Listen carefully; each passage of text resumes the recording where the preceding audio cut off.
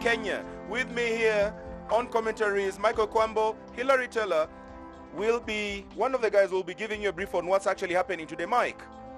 Well, Hilary, the teams that are up here is UAP Kifaru from Kenya against Rwenzori from Uganda. This is a must-win fixture for both sides. And basically the winner of this gets to qualify for the semi-final. There is the UAP Kifaru lineup. Hilary, your take. Up for UAP Kifaru: Danman, Langat, Muikia, Chogo, Tubula, Otieno, Mukaizi, Aguko, Mutuku, Lubisia, Odwako, Ochami, Stanley Lunani, Otieno, and Shiundu.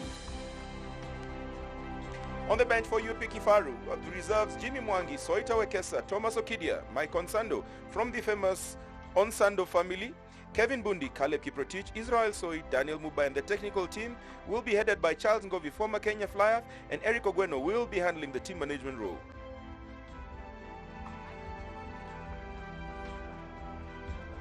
And there is the Rwenzori lineup.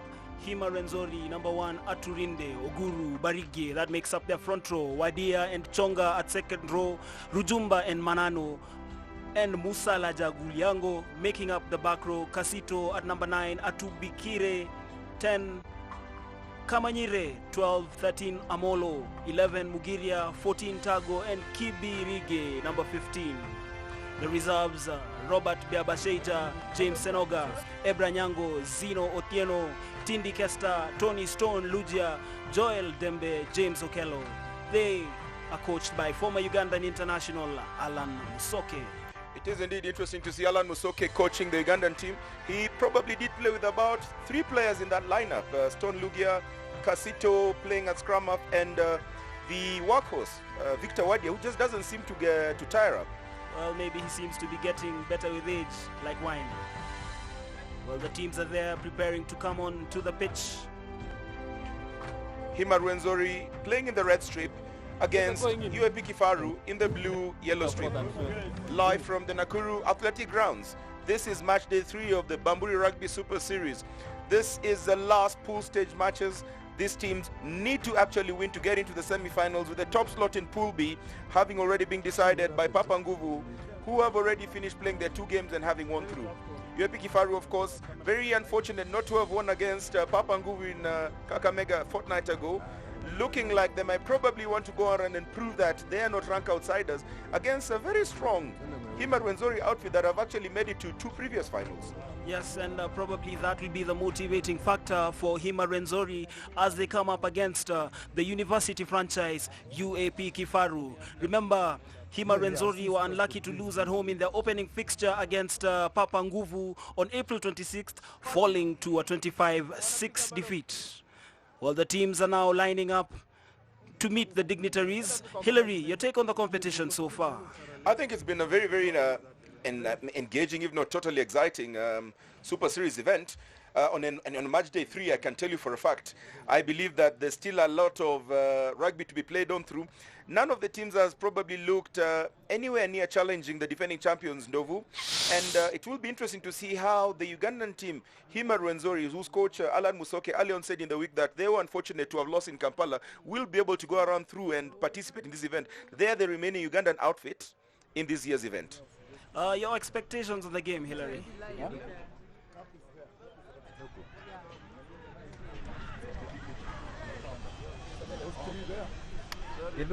How far is the ambulance? Yeah, so Hilary, as I was asking you earlier on, your expectations on this match. Remember, it's do or die for both sides. I think in previous encounters, the Ugandans have been able to show that they have the basics in hand.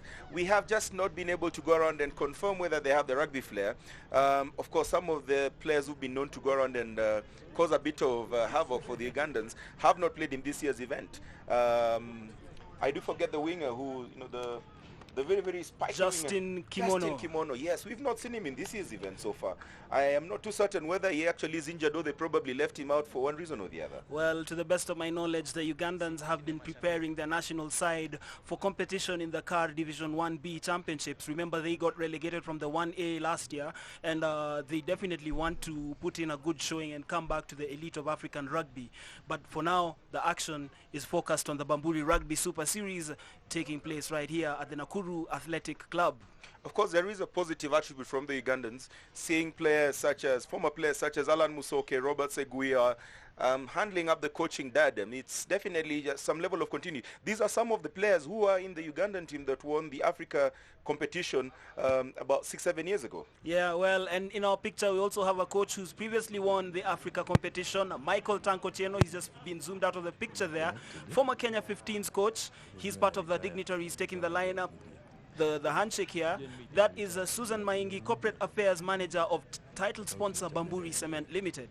Of course, Bamburi, having supported this tournament for years and years, it definitely is, a testament of their level of involvement in the game in this part of the world, and always keen to go around and see that they can inspire the next generation of rugby players.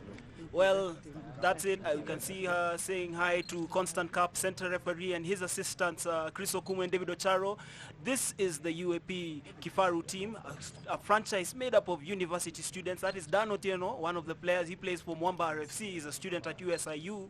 I can also see in my picture there Aaron Lubisia with a blind of a game in Kakamega 2 weeks ago. Aaron Lubisia was basically the dark horse in Kakamega. He just managed to pick up items, from absolutely nowhere. He was a dark horse that really almost proved to be a thorn in the flesh for Papa Nguvu.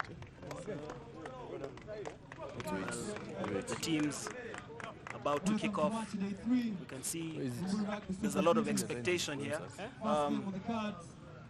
Where's Godwin? Play for Hillary. Call Godwin. Of course, the crowd is slowly coming on through. Last weekend, Nairobi, when we had the Kenya Cup final, we did see a lot of the Nakuru guys coming to travel in. Do you expect them to come in much later to support the local franchise Ndovu? I definitely expect that, because the Nakuru fans, the fans of rugby around the Nakuru region are very fanatic about their team. They're very faithful fans, and we do expect them to fill up the rafters as the afternoon proceeds. Set to kick us off in the red strip, playing from left to right on your screens, Hima Rwenzori. You can see fly up there Byron Atubikire with the ball. Center referee is Constant Cup. Set to kick us off in the next couple of minutes.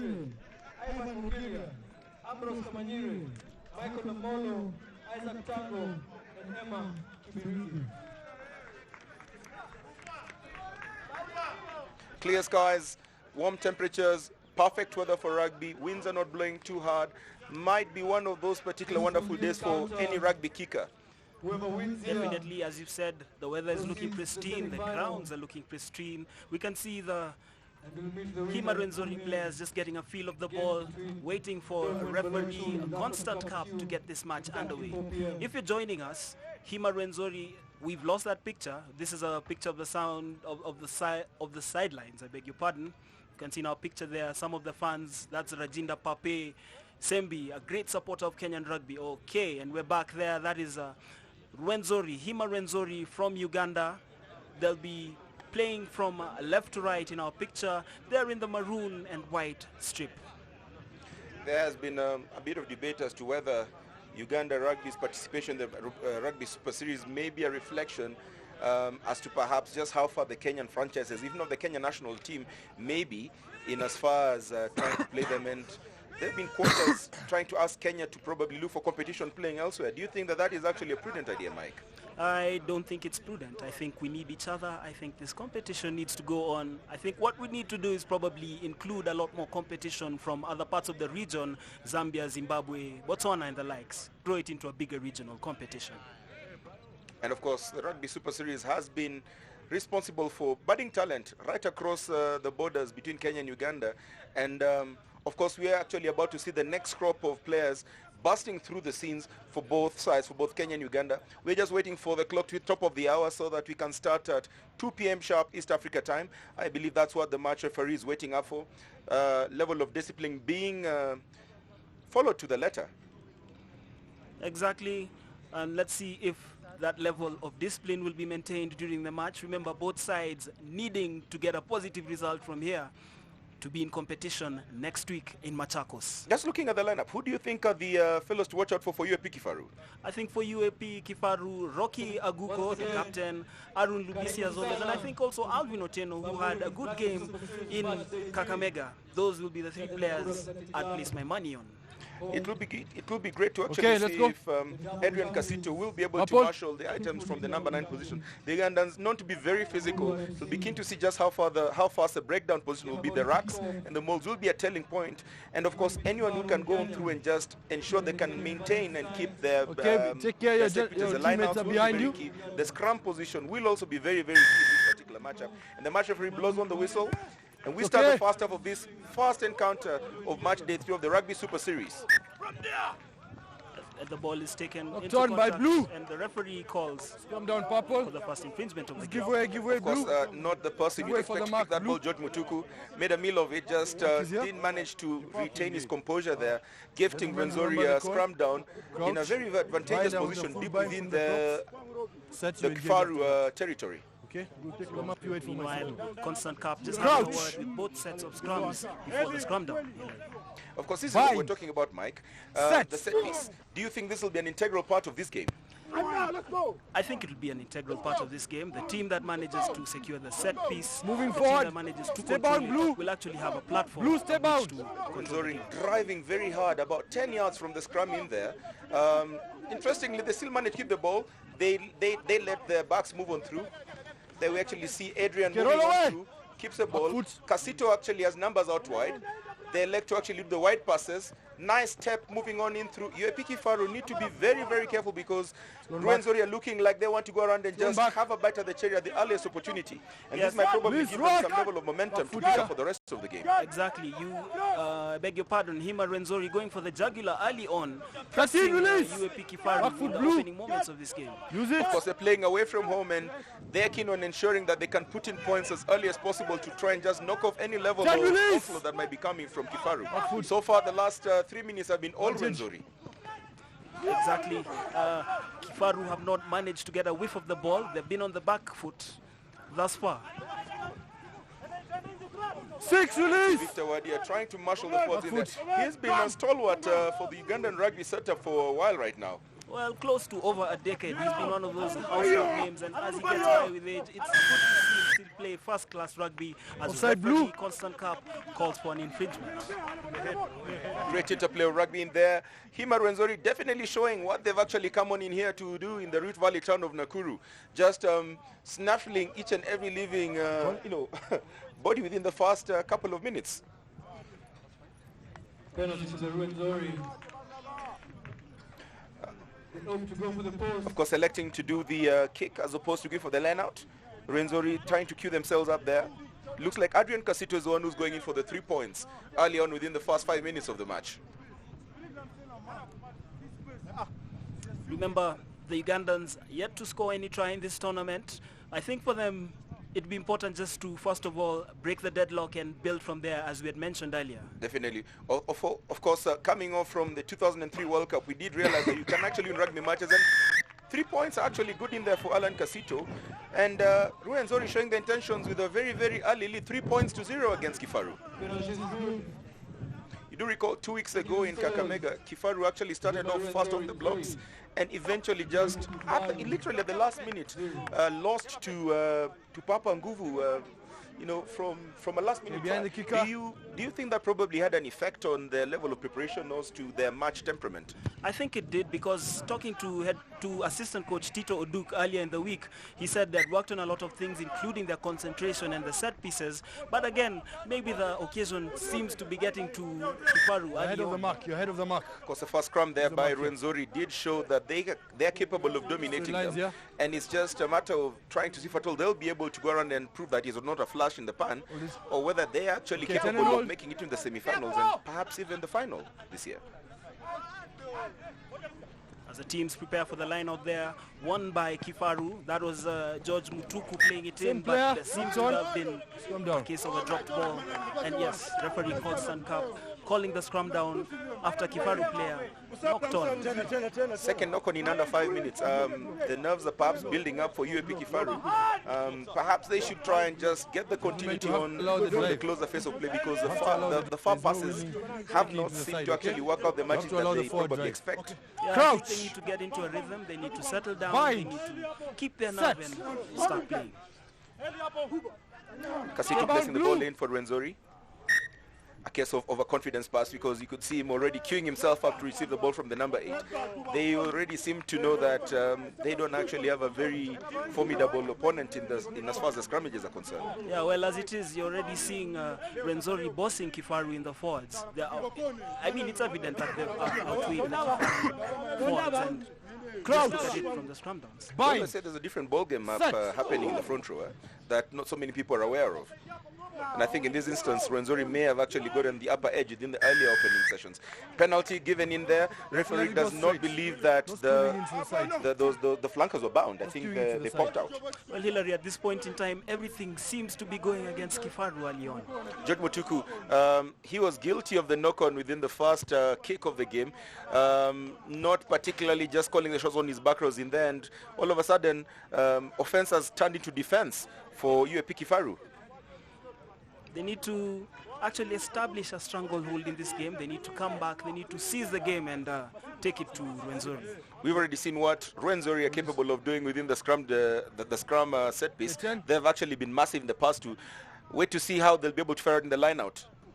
And they win that line out, but referee Constant Cup calls it not straight. Not letting the ball travel 5. Play to Kifaru. I mean, definitely expect. I don't think UAP Kifaru are going to go for the scrum. They elected to do a quick penalty kick there.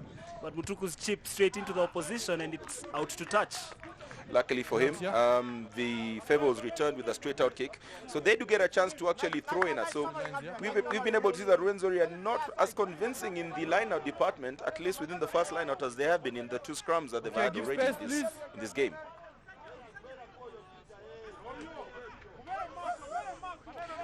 Line out throw in for UAP Kifaru. Ezra Langa throws the ball in. Much better throw in. Dan gets a ball and pops it out. Much better interplay. Deciding to actually use the shorter side. Mutuku doing a lot of work. They're cleaning up the rack in record time. Getting themselves into a tumble in there, but done very well by Eli Mukaizi. Twisting and turning, making his way in there is Alvin Otieno. Managed to keep the ball. Mutuku has got numbers out in there. Passes the ball up to Lunani. Great interplay in there by Lubisia, but does not go as far. And all of a sudden, offense becomes defense again. Dan Otieno manages to field the ball, does well, avoids 3 tackles, 4 tackles, does extremely well, gains hard 10 meters. That is exemplary work from Dan Otieno, managing to rummage through 10 people and just maintaining the ball there for UAP Kifaru. A get out of jail card. Ball kick back down. Isaac Tago manages to get the ball, walks back into the 22, kicks back. He needs to actually ensure that he can run back and get his teammates clear. Nice running, great running there by Paul Muikia. UAP Kifaru still managed to hold on to the ball.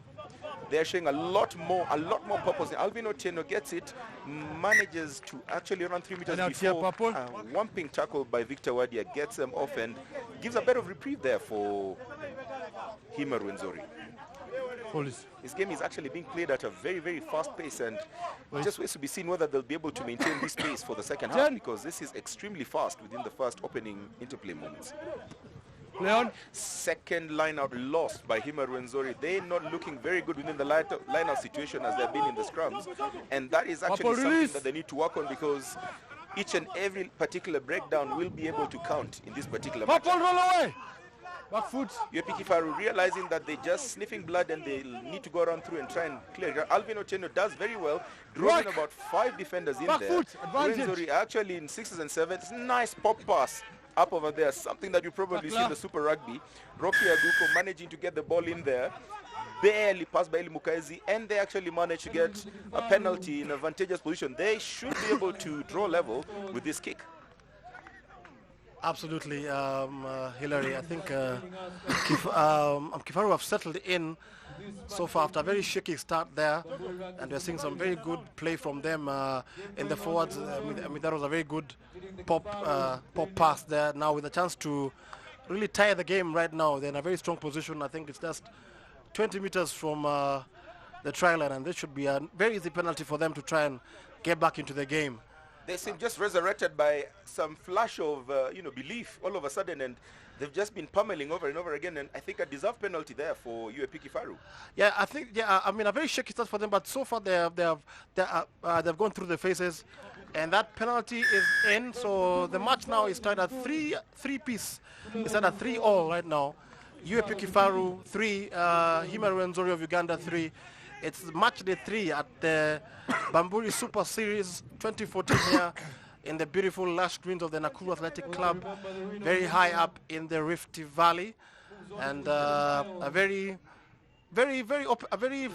promising start from both sides. Let's see what Rwenzori are made of. Remember, this is a winner-take-all. Whoever wins this game advances to the semi-finals, which are slated for next week in Machako. So a lot to play for in this game, and Rwenzori have kicked off towards the Kifaru half. Definitely, William. It almost looked as though Rwenzori were going to steamroll their way through, but Kifaru just seemed to have picked up some level of belief from somewhere. All of a sudden, it looks like it's all Kifaru.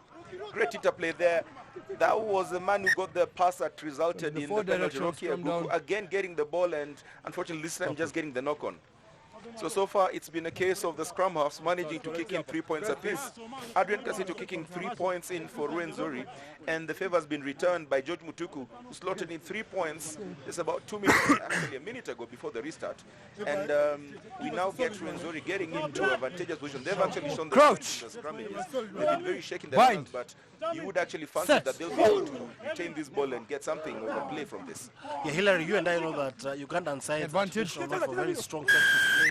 It has never changed, and Rwenzori has to very, play it out, much not touch it. cut from the same You have to let him play the first scrum, you saw that they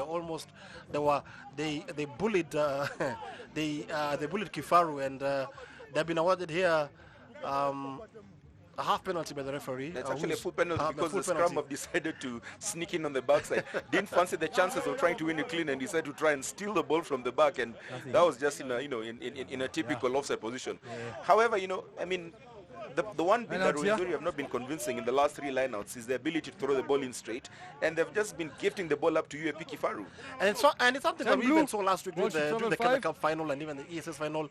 The lineouts have been very poor. If it's not straight, it's not at the right position for the jumpers so far. But that was a very good lineup there from Rwenzori, and they are on the attack again.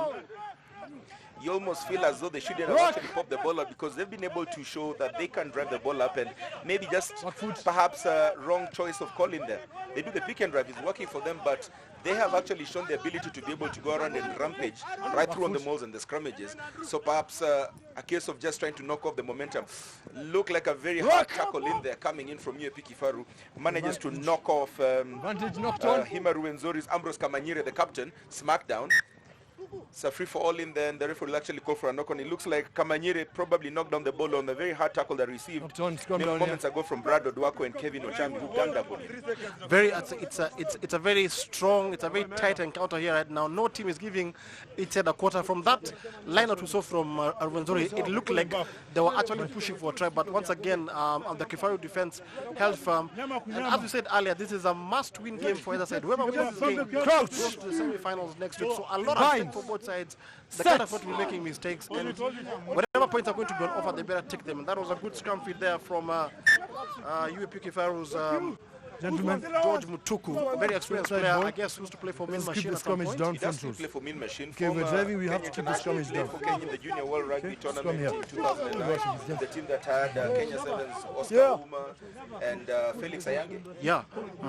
So, of course, coming on through the ranks, has actually matured in that particular position, did have a shaky start in this game, managed to actually get the 3 points in, but you get the feeling that he already understands that he doesn't have the strongest set of forwards in the scrum, and he wants to get a quick ball in and out, because as you actually said, Rwenzori are really rampaging. Great ball being picked up in there by UAP Kifaru's Rocky Aguko, the captain. Manages to retain the ball. Very well done from him. Only managed to kick it as far as UAP Kifaru, who restart the game with Ivan Mugiria getting the ball out. It's okay, yes, use the gate. It's okay, Rock. The ball again, I mean, it's just a tale of possession being passed left, right, and center.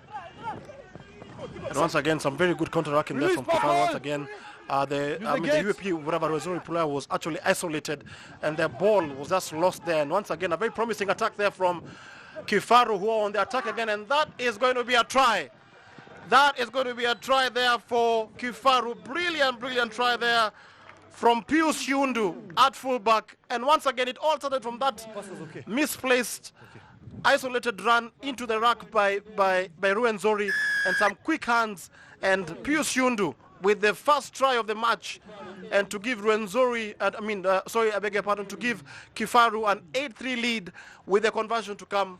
Very quick play. I think I'm seeing the strategy right now for Kifaru is to play an open, expansive game to tire these big Rwenzori forwards, and then probably just to hit them with a quick sucker punch. Alvin Otieno doing very well in there, twisting and turning from a couple of tackles, managing to draw in all the defenders, and just when they actually expected UAP Kifaru to do the pick and drives that they did, Pius Yundu, I beg your pardon, just comes up from nowhere and just has a free run all the way to the center of the poles. There was absolutely no one at home there, William, to try and stop Yundu.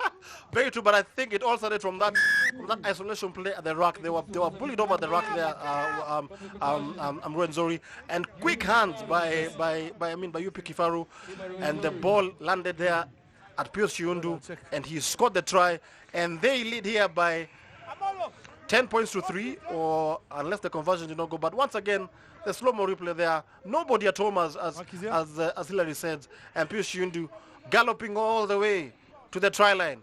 George Mutuku showed the 2 points. UAP Kifaru seem to have settled into this match. Scores currently stand at 10. UAP Kifaru, Hima Rwenzori 3. Hima Rwenzori really need to actually get some claw back into this game, because UAP Kifaru are slowly stamping the authority and indeed running away with it. Yes, as we speak, I think it was just a battle of nerves from Kifaru, because they have settled in and they're now dominating possession and territory. But once again, the ball has been stolen there. It's Rwenzori on the attack, and some very strong ruck in there from Rwenzori on the attack on this open side. It's a good tackle there from Kifaru, but Rwenzori ball still again. Ball was open. Some very good counter-rucking from Kifaru, and George Mutuku passes the ball to his fly half. He's tackled. Release him, Purple. Still going to be a Kifaru ball, if I'm not wrong. Use it. But there's some very good counter-rucking there from Rwenzori. Both sides giving it their all here on this match day 3 here at the Nakuru Athletic Club. Match day 3 of the Bamburi Super Series, and the referee hands in a penalty to Kifaru. Some indiscretion there at the ruck. No, I think it'll be a scrum down. The ball was unplayable, and since it was taken into the ruck play by Rwenzori, it'll be scrum advantage for UAP Kifaru in there, the blue shirts, because it was actually unplayable down there. I think Hima Rwenzori should play to their strengths, and they're really not.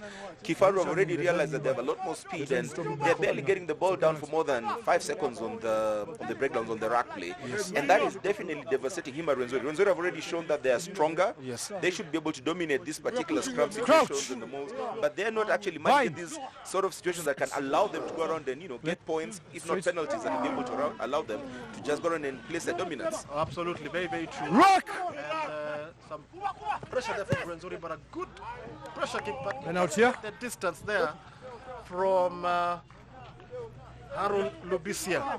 That kick didn't I thought the kick should have gone further, but I think the pressure was intense, and it's going to be a Rwenzori line out. 80 minutes gone here at the Nakuru Athletic Club. 10 blue. Rwenzori versus Kifaru in match day 3 of the Bamburi Super Series. The winner advances to the semi-final of the Bamburi Super Series 2014 edition, and once again Rwenzori piling on the pressure. Back rock. No hands blue. Managing to throw in back foot blue. Quite straight. Ball still managed to be maintained by Rwenzori. Release blue. The ball left, right, and center. They need to consolidate the ball. Try and utilize the advantage that they have in the weight within the park forwards, because that's the only way it would appear they'd be able to go around and just impose their dominance in this game. But for as long as they're throwing the ball left, right, and center, UAP Kifaru have actually shown the ability to cover the ball, and they'll probably just go through wasting the energy unless they can just keep the ball in and drive. Yes, okay, didn't interfere with the defense. Now they're going through the phases here. Some mauling going on. And they're not very far away from the Kifaru trial line, a couple of meters away. And as you are saying, Hilary, it's all about throwing your weight and looking for mismatches up front. But once again, the defense of Kifaru holding firm, and right now they try to go out wide, but once again, some poor play, and on the attack now. It is Kifaru on the attack. Pius Yundu trying to look for a gap there, but he holds on to the ball, trying to be brought down by his forwards and his players there. And that is an opportunity begging for Rwenzori. but they're back again on the ball. Rock! Great break there by Kevin Ochami, who just picked the ball on an intercept. Should have actually run all the way, but just had to pass the ball, and that just stopped the momentum because it looked like he had a clear path, like Pius Shundu had moments ago. Yes, I'm probably think he should have looked for a pass inside or kicked the ball upfield, because I don't think there was anyone from the Rwenzori side in their half, and probably that should have given them a second try. But it's still, it's Kifaru leading by 10 points to 3 here at the Nakuru Athletic Club. We are 20 minutes into this game. Counter-up there, just showing the level of exertion that's being placed up in the forward play. A bit scrappy though. You'd expect it to have a little bit more order. Both sides being very guilty of just getting some level of blood rush into the heads. Very excitable and not particularly playing the game that has structure that you'd expect of a penultimate match that has a lot going on into it. Of course, any of these teams that loses this game will say bye-bye to the tournament. So there's still a lot more to play. So about 60 minutes still remaining, and still doesn't look clear who will go around and win this game, William. Yeah, it's anybody's game right now. I think that's a bounce of a ball and some sustained pressure will give the side, because it's back and forth. Both sides are trying to attack each other.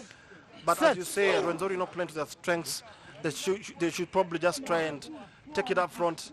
Don't touch him, and use their way to good effect, but so far it's not working for them. They're training 10 to very much in this game. And once again, Rwenzori on their attack. On your feet.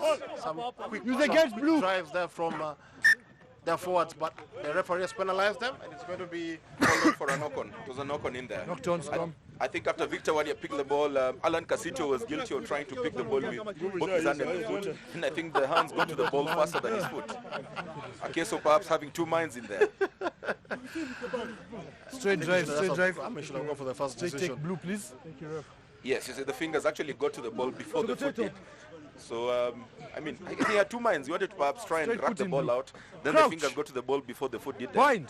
Last passage of play has been very strong from Rwenzori. They're trying to gain a platform for this game, but it's simply not working for them. Now, Kifaru on the attack, deep in their own half, but once again, was that a lineup? Was that knock on there by Ochami. I think that was a knock on there by Ochami.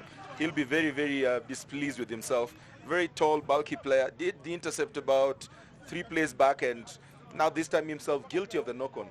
Look at the expression on his face. He's not particularly very happy with himself with that level of play, because he knows that this will place a lot of pressure on his team, knowing just how Rwenzori have been very dominant in the scrummaging. Yeah, Rwenzori just need to tighten up the play there. I think both sides are making too many mistakes in this opening game, and I just think no team has settled into their rhythm of play. Crouch! It's a lot of misplaced passes, knock-ons. Bind. Set. And I just think that no side, I think each team just needs to settle into their play, make less mistakes. So, Rwenzori on the attack. Back five. Back five. Stay on blue. Musagu. Vantage blue. Musagu Lango. And the referee has penalized Kifaru. Stay bound in the scrummage. I think they were offside there. I think Ronald Musaja Gulanyango did very well to protect the ball in there. And you could see the back rows from UAP Kifaru just caught up in 6s and 7s, and of course it had to result into a penalty. And that's what Rwenzori need to do over and over again, because that is their strength. They keep on driving, they'll be able to get the penalties, and for as long as they can keep within sight of the scores, they elect to go for the line out. How about that? Was that the wise decision that you'd expect in a game of this serious magnitude? I didn't expect that, Hillary. I thought maybe they would have gone for the points there. That position. Smart center, the posts were up front, barely 20 meters away, and said decisions are decisions. We'll wait to see if this will actually come back and haunt them. If this will work out for them. It's going to be a line out for Rwenzori. 24 minutes gone here at the Nakuru Athletic Club. It's a Rwenzori 3, Kifaru 10, or Kifaru 10, Rwenzori 3. Rwenzori, the Ugandan franchise. 10 blue. Kifaru, the Kenyan franchise, mostly made up of university players. And that good line out there from Rwenzori. Now, can they do a pick and drive? They don't need to. I think that is what they need to be doing. They actually keep hitting the ball. They know they've actually been stronger and moving on through, and you can see they have the weight. Rock! 4 meters off. Vantage over. That was a good platform. They should have been. Release blue. Once they retain the ball in then the contact place, and they've got number shoving, but they've been able to go around. Release blue. Make back foot blue. Very, very almost normal. Great tackle coming back in there by the captain. That's Rocky Aguko showing just how much of a rock he is. Great play in there. Fly half. Release. Casito spots a gap in there. They've got numbers out in there. They elect to use the numbers out in there. Ball almost knocked on. Great running left, right, and center. And it is a try. It's a try. Great try in there, and I think the try scorer was Isaac Tago. Great try there. Hard work and persistence. I thought that actually butchered that try scoring opportunity. And once. Good hands. You could see that. Isaac Tago just gets it, steps left, right, and center. Great awareness. Knows that he's getting the tacklers coming on in, but just remembers what the line is and places it. Simple rugby. Simple rugby. And Rwenzori, we have been caning them for not not being direct. They've actually gone out wide and they've scored a try. And it's now 10-8. Kifaru leading by 10 points to 8 in this game. Isaac Tago just showing us what we've been used to seeing from previous Ugandan wingers. I bet Coach Alan Musoke himself, a former open side winger, must be grinning like a Cheshire cat from ear to ear at the way that try was scored. I mean, the hands, everything about it was absolutely just out of this world. That's an international class rugby. Yeah, that's international class rugby. But the hands were there. And does conversion go in? It is. So we are tied here, 10 points apiece here at the Nakuru Athletic Club. Kifaru 10, Rwenzori 10 here at the Nakuru Athletic. It's match day 3. Remember, the winner of this game goes to the semi-finals, and it's a tied game right now. After a very promising start from Kifaru, Rwenzori are back in this game, and the scores are 10 points apiece here at the Nakuru Athletic Club. For all the viewers joining us from Africa and across the continent, welcome to Nakuru for the third match of the Bamburi Rugby Super Series, live on Zuku Sports from Nakuru in Kenya. News just reaching us in from Gaborone, Botswana. Kenya have managed to qualify for the final of the Africa Youth Under-18 Rugby Tournament, having defeated Zimbabwe 17-12. So they do get a chance to play the winner of South Africa versus Madagascar. So Kenya have actually qualified for the final of the Africa Youth Under-18 Rugby competition in Gaborone, Botswana. Well, good news there from Botswana, and that's a try. Right from the kickoff. Kifaru have scored their second try of the afternoon. Alvin Otieno showing a lot of power, and then just straight from the kickoff. Straight from the kickoff. Kifaru just showing that they're not just going to sit back like sitting ducks. That was a try out of nothing. It was a kickoff. I think it was Dan Otieno. It was Dan Otieno, the try scorer. Alvin Otieno did the initial work before floating the ball to Dan Otieno. He's been very, very outstanding in this opening phases, Dan. Been very imposing within the open play, has actually shown a lot of resolute focus within the lineout, and definitely the toast for the UAP Kifaru forward so far. Rwenzori, I think, was sleeping. They must have been sleeping or celebrating. As I say in sports, you're very vulnerable when you score a try because you're still celebrating, and from the kickoff, Kifaru just got the ball, walked through the phases, and that was it. And now George Mutuku with the conversion to extend the lead to 17. That was a try out of nothing. George Mutuku with the conversion to come. George Mutuku with the conversion to come.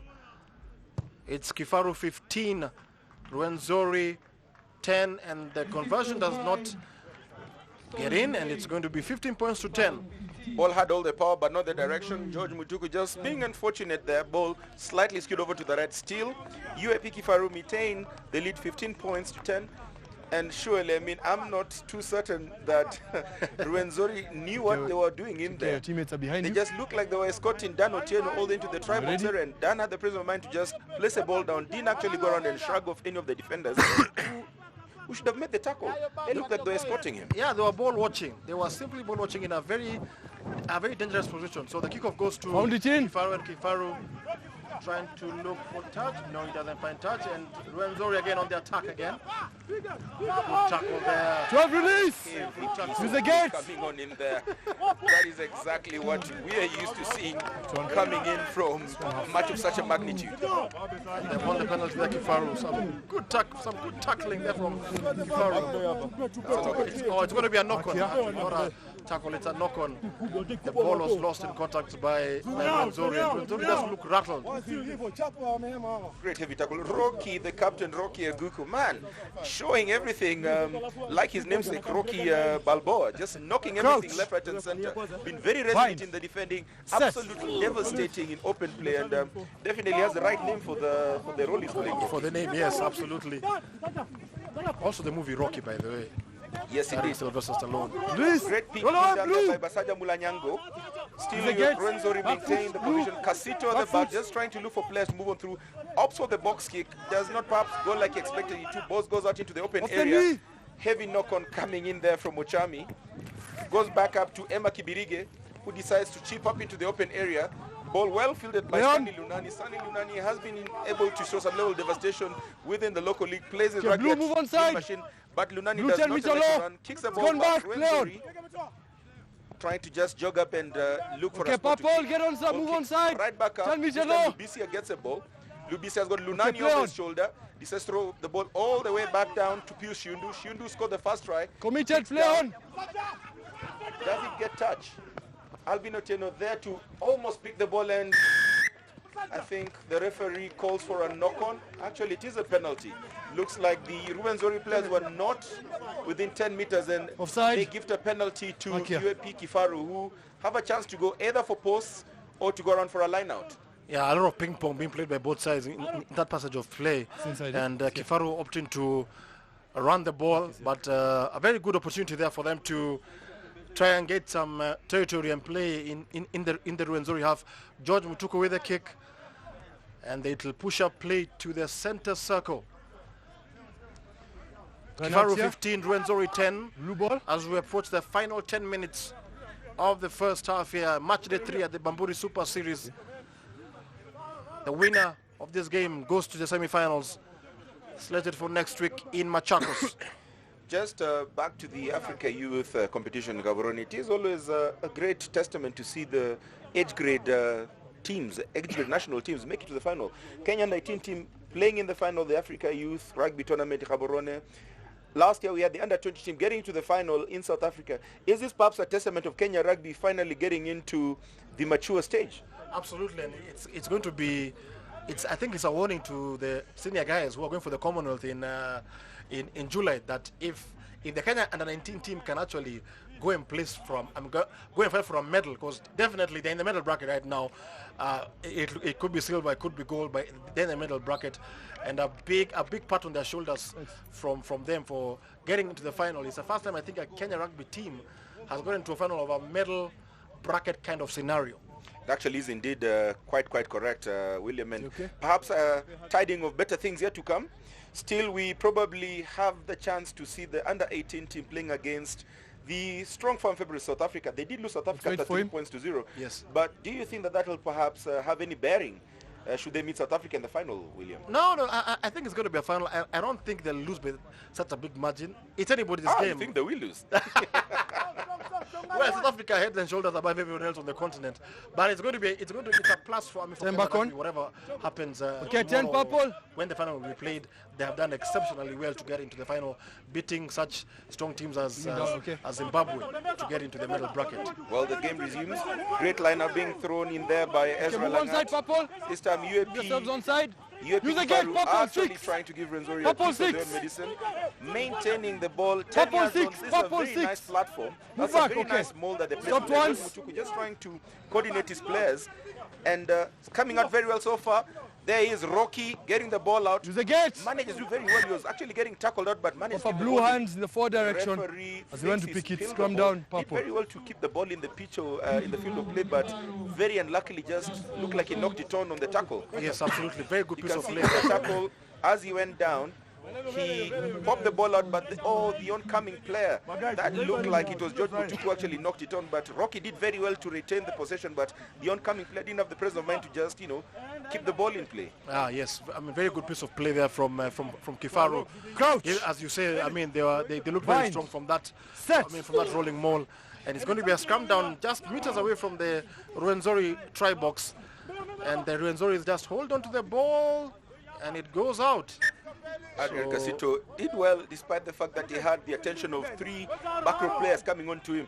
Never a good thing if you're a scrum half. Yeah, he was really under so much pressure. So it's going to be a line out now for Kifaru. In a very promising position for them. Can they make it count? Okay, try line and hold purple. There, number 4, on your pictures, has actually shown a lot of grit for UAP Kifaru, especially within the open field play, the picks and drives. Oh, not a good line out there from Kifaru. A very promising opportunity, but the ball has been stolen by Rwenzori there. And an opportunity lost by Kifaru. Does it find touch? It does, but it's going to be a line-out ball here for Kifaru. It looks like it's gone out in an almost similar position. Yes. So not so much pressure relieved. You can see some level of concern on Ivan Mugiria's face in there. Alan Casito perhaps should be able to see what other options he can get. Maybe to get 2 or 3 kicks from the line-out. Just go around and get a better angle to kick Rwenzori off from their territory. Yes, the Kifaru line-outs have not been the best so far. We've seen actually 1 or 2 being lost. So Ezra Langat needs to find his jumpers in the center, or they take a long line out, or they take a short line out. I mean, it's still within the rules of the game, because with a few minutes to go to the end of the first half, Kifaru in a very strong position to add more salt to the wounds of Rwenzori, and with the very quick backs that they have there, I mean the likes of Pius Shiundu and Stanley Lunani there at fly half, they should be able to cause problems for them.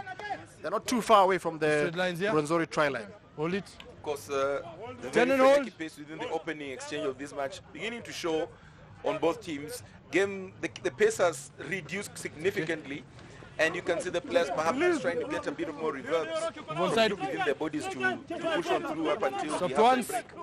Well, now it's Kifaru on the prowl. They're on the attack with this rolling ball. Can they rock? Can they drive it? Can they drive it? No, George Mtuku elects to go wide. He passes out the ball to Stanley Lunani. Lunani finds that this is going to be another try. It's a try for Kifaru. Just as we had predicted, it was coming, and that's a beautiful try from Kifaru, who extend their lead now to 20 points to 10. Brado Duako just making Ambrose Kamanyire and Michael Amolo look very, very normal. Just running straight, hard run, shrugging off one, shrugging off two, getting tripped, has enough momentum to get over. That is a super try scored there by Brado Duako. One he'll probably keep on remembering over and over again.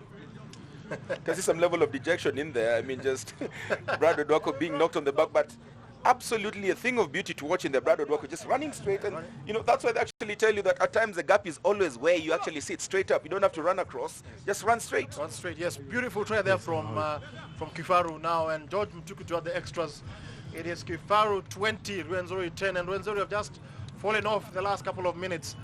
They have struggled here, and it's time for Kifaru probably just to put a bit of daylight between them and Rwenzori with this conversion to come from George Mtuku.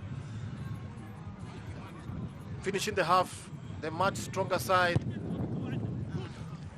It's 22 points, 10. Kifaru leading here in match day 3 of the Bamburi Super Series. That was their 3rd try of the match, of the afternoon. And Rwenzori have got a lot of work to do right now if they are to come back into this game. They probably need to score a try before the halftime interval. They've looked completely shell-shocked in the last couple of minutes. That second try which Kifaru scored, maybe. Okay, behind the kicker. It's a 12-point game. They're still very much in it. But with 5 minutes to go to the end of the first half, it's Kifaru leading. Quick kick off in there by Rwenzori. Byron Atubikire has actually had a lot of chance to go around and play up some plays like he did within the first 20 minutes. Because UAP Kifaru have actually decided to play the ball within the forwards, keeping it far away from the Rwenzori backs. The one time they released the ball up, Brado Duako has shown some moments of magic, and it looks like Rwenzori are now beginning to just slowly fade away from the game.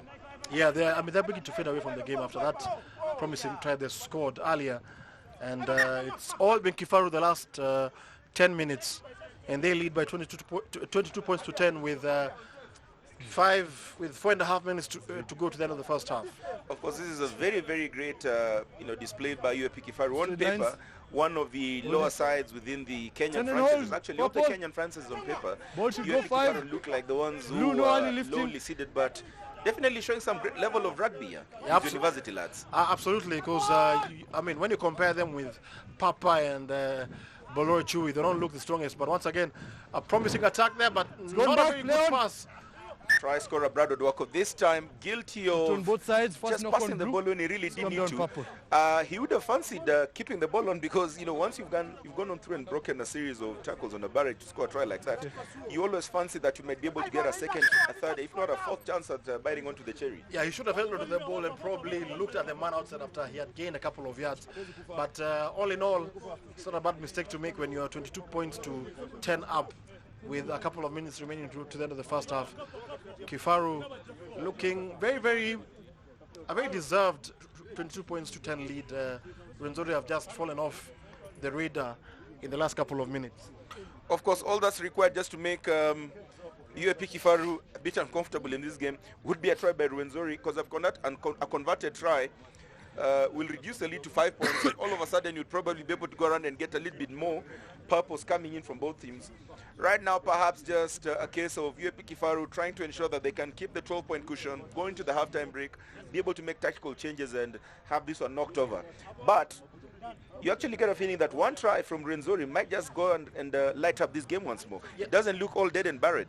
Yes, they're still very much in this game, if you ask me, because at 22-10, as you're saying, a converted try will pull them back into the game. So Kifaru can't rest on their laurels. They need to just keep on ticking the scoreboard and attacking the way they've been playing their expansive brand of rugby, which has caused Rwenzori all manner of problems.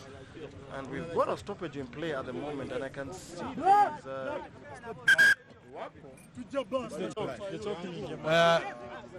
Mbugwa, is there blood? He's bleeding. There's bleeding? a change. Daniel, it looks like it's Israel Soy coming in. Is he It out looks like because of blood? Odwako is in some spot of both. Odwako, the try scorer, walks out. Looks like he perhaps got himself injured in the tackle. And it looks like Israel Soy has walked into the pitch of play. He'll be taking First knock on blue, second by purple. outside center position. Rado Chami gets into the outside center position, and Israel Soy takes his position outside centers as try scorer Brad Odwako walks out. Stay on side, scrum half. Just as Stay bound blue. as good as Brad Odwako. Odwako has done an excellent job with that try. Let's hope he's going to be. Vasaja Mulanyango keeping the ball in. Ball was kicked out. The referee has his hand wide for advantage. And yes, Rwenzori play onto their strengths in there. Great advantage being played in there. And Rwenzori just should actually go around and think about what they need to do to ensure that they can keep on getting these mismatches that will allow them to get the advantage, because every time they've gone into a scrum down or been able to go and do the maul, they've been able to get the advantage, but they just don't have the consistency to keep on executing that over and over again. The discipline and the presence of mind has just been lacking. Well said, Agri. I think they just need to keep playing to their strengths and just, hammering Kifaru at the set piece. Then that will give them a chance of winning this game, of turning this game around. But as you said, they've been very inconsistent. One time they're doing it, next time they're not doing it. So they need to stick to the game plan and not try and do anything flashy, because anything flashy will just play into the hands of Kifaru. So these are lineouts now for Rwenzori. Once again, some messy lineout, and George Mutuku pushed the ball away, but the referee has spotted something there. It's a scrum down, initial knock-on coming off from UAP Kifaru, so him and Rwenzori just managed to scrape off from the skin of their teeth there. They had actually lost the ball because that was a poor ball being thrown by Patrick Oguru. Luckily for him, you see there he throws a poor ball, doesn't really go to anywhere. You can see Rocky there just popping the ball out before George Mutuku gets it. I mean, absolutely strokes of luck coming on through to Rwenzori, and with a few minutes remaining to the end of this half, they actually have a chance to drive on to a scrum down, which has been one of their strongest points. You'd expect them to go around and make this count. Yes, absolutely. I mean, they are not too far away from the Kifaru try line, and with a very good scrum and a very good shove, they should be able to gain some yards here and probably score a try. But interesting that the referee calls a line out for Kifaru. UAP Kifaru. They elected not to do the scrum down. Quite interesting there. Interesting there, by the way. So Kifaru. Of course, they did know that on the scrum they'd not be able. I think it was because the initial throw was not straight. So that was the first call, because there was a knock-on that did not give UAP Kifaru any particular level of advantage. Control of the ball, forward direction. And now they get the scrum down all the way at the center of the pitch. You'd expect Hima Rwenzori to be able to go around and counter this and win it against the head. Yes, probably, yes. Yeah. As we've been saying all afternoon here, Rwenzori have got a better scrum here, but they're not using it to their strength. They've only used it once. They need to use it consistently in this game. Crouch. And we're the halfway point of the pitch. Set. Up all weight. If they lose it here, well, they've maintained it. And Rocky Beja showing some great rocky play in there, back foot. maintaining the ball in for UAP Kifaru. The buzz has gone, but UAP Kifaru are still retaining possession on the ball. They look like they want to fancy another chance, a bite at the cherry. Haron Lubisia kicks all the ball all the way to the left side. Looks like it's going out there. Referee does not believe that there was actually the offside line being followed there by Rwenzori. Still advantage goes on to Kifaru, who get a penalty now. Looks like the backline players were not behind the offside line, and that just gives UAP Kifaru a chance to get a penalty. George Mutuku just trying to consult whether he'll be able to go for the 3 points or they'll go for the line. It appears as though he'll be electing to go for the 3 points. You can see the third judge is getting behind the post in there. So George Mutuku opting to go around for the 3 points. Perhaps just trying to stretch the points advantage for UAP Kifaru at this stage. He's got a good boot. I mean, he's got a very powerful boot, but now the accuracy is what will be needed for this kick, and this will definitely be the last kick of the game for the half. We have already played the 40 minutes so far. Match day 3 here, Bamburi Super Series, match day 3. It's Kifaru leading Rwenzori by 22 points to 10. Remember, the winner of this game advances to the semi-finals, slated for next week in Machakos. George Mutuku to extend this lead to 25 points to 10. It's a kick. Doesn't have the legs. And Rwenzori, could they be punished here? I mean, that just looks like it's quite comical in there. Ball goes on in and Rwenzori almost just gifting a try and saved by the halftime whistle. So scores remain 22 points. UAP Kifaru leading against Hima Rwenzori, who only have managed to score 10 points. The scores actually flatter the fact that Kifaru look like they may have been rampages, but maybe in a case of mistakes being done by Hima Rwenzori that have gifted Kifaru a healthy 12-point margin, yes. William. Yeah, those the second and third tries were definitely mistakes by Rwenzori from what you have seen. The first 20 minutes was even Stevens. It was evenly contested. I think both sides were teach, but the last 15 minutes has all been Kifaru. A couple of those 2 tries scored, one from the kickoff. The other one, of course, scored by Brad Odwako, who just ran through the center. Held off his tackler and planted the ball at the center. And it's Kifaru who are leading this game by 22 points to 10. If the score remains like this, then it is Kifaru who go to the semi-finals. And now we go to pitch side to get some analysis from this game from Benjamin Naimba and Michael Kwambo.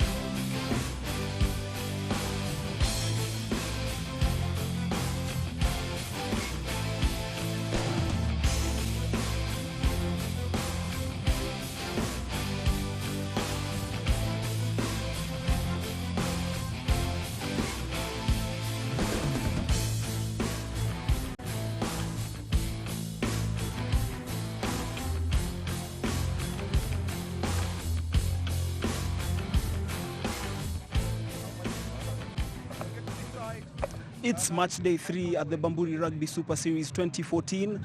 The match between Hima Rwenzori from Uganda and UAP Kifaru from Kenya. Kifaru leading 22-10. Benjamin Naimba, former Kenya Sevens coach, your thoughts on the first half? I think it was a fairly balanced match, and Rwenzori have been a bit sluggish in the last 15, and that's the reason why Kifaru were able to come at them hard. Because Kifaru are running side, and Rwenzori lost a lot of ball, and that the counter that Kifaru did was definitely as a result of Rwenzori not keeping the football long enough. 32 points in the first half. What do you think of that? An exciting game by all means, and I think maybe the scores, the difference in the scores does not reflect the competition that we've had. I think the teams have been fairly balanced, and the rucks are coming in hard, the passing, and I think Rwenzori are the more composed side in terms of a tight game, and Kifaru being the young side that wants to experiment a lot, passing the ball around. And what do you expect to see in the next 40 minutes? I think it is Rwenzori now are running. The sun is behind them, and I think they want to put the ball up there so that it makes it very difficult for Kifaru to catch the football in the air. If the tacticians are watching keenly, that would be a good tactic to use. So maybe the ball in the corners will definitely slaughter the Kifaru. Thank you very much, Benjamin, and we'll join you at the end of the second half.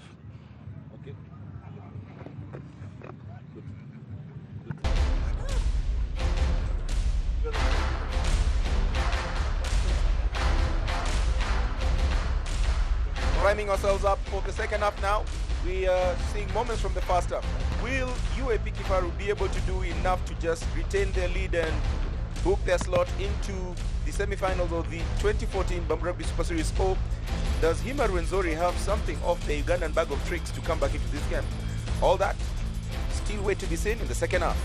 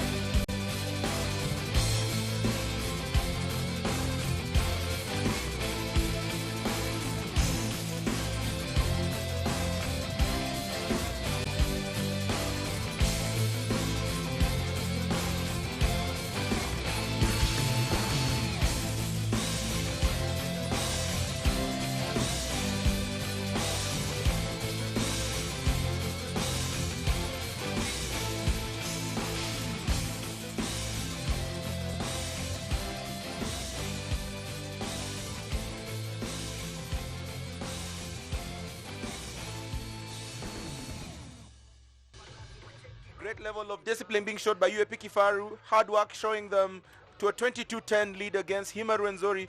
But you almost get a feeling that Hima Rwenzori may have something within the Ugandan bag of tricks, probably just not dead and buried yet. The crowd just definitely, steaming into this particular Nakuru Athletic Club ground. Of course, all of them look like they're just trying to prime themselves for the next game. We will see homeboys Ndovu playing against Bolore Chui. Ndovu, of course, managed to be a emphatic winners, 40 points to 6 in Kakamega 2 weeks ago against Victoria, playing the second game against Chui, who also won against Victoria, the same team in Kampala. So both teams in the next game are undefeated. this particular match has a lot more to play for because the team that wins this game manages to book their ticket into the semi-final. I'm joined by William Juguna within the commentary booth. And William, yes, what do you think will actually happen in the next 40 minutes? I totally What agree. do you see within your crystal ball? This game is not over yet. I mean, it's only 12 points, and you don't know what, as you were saying earlier, Kifaru and Rwenzori have in their bag of tricks. It all depends how they start the second half.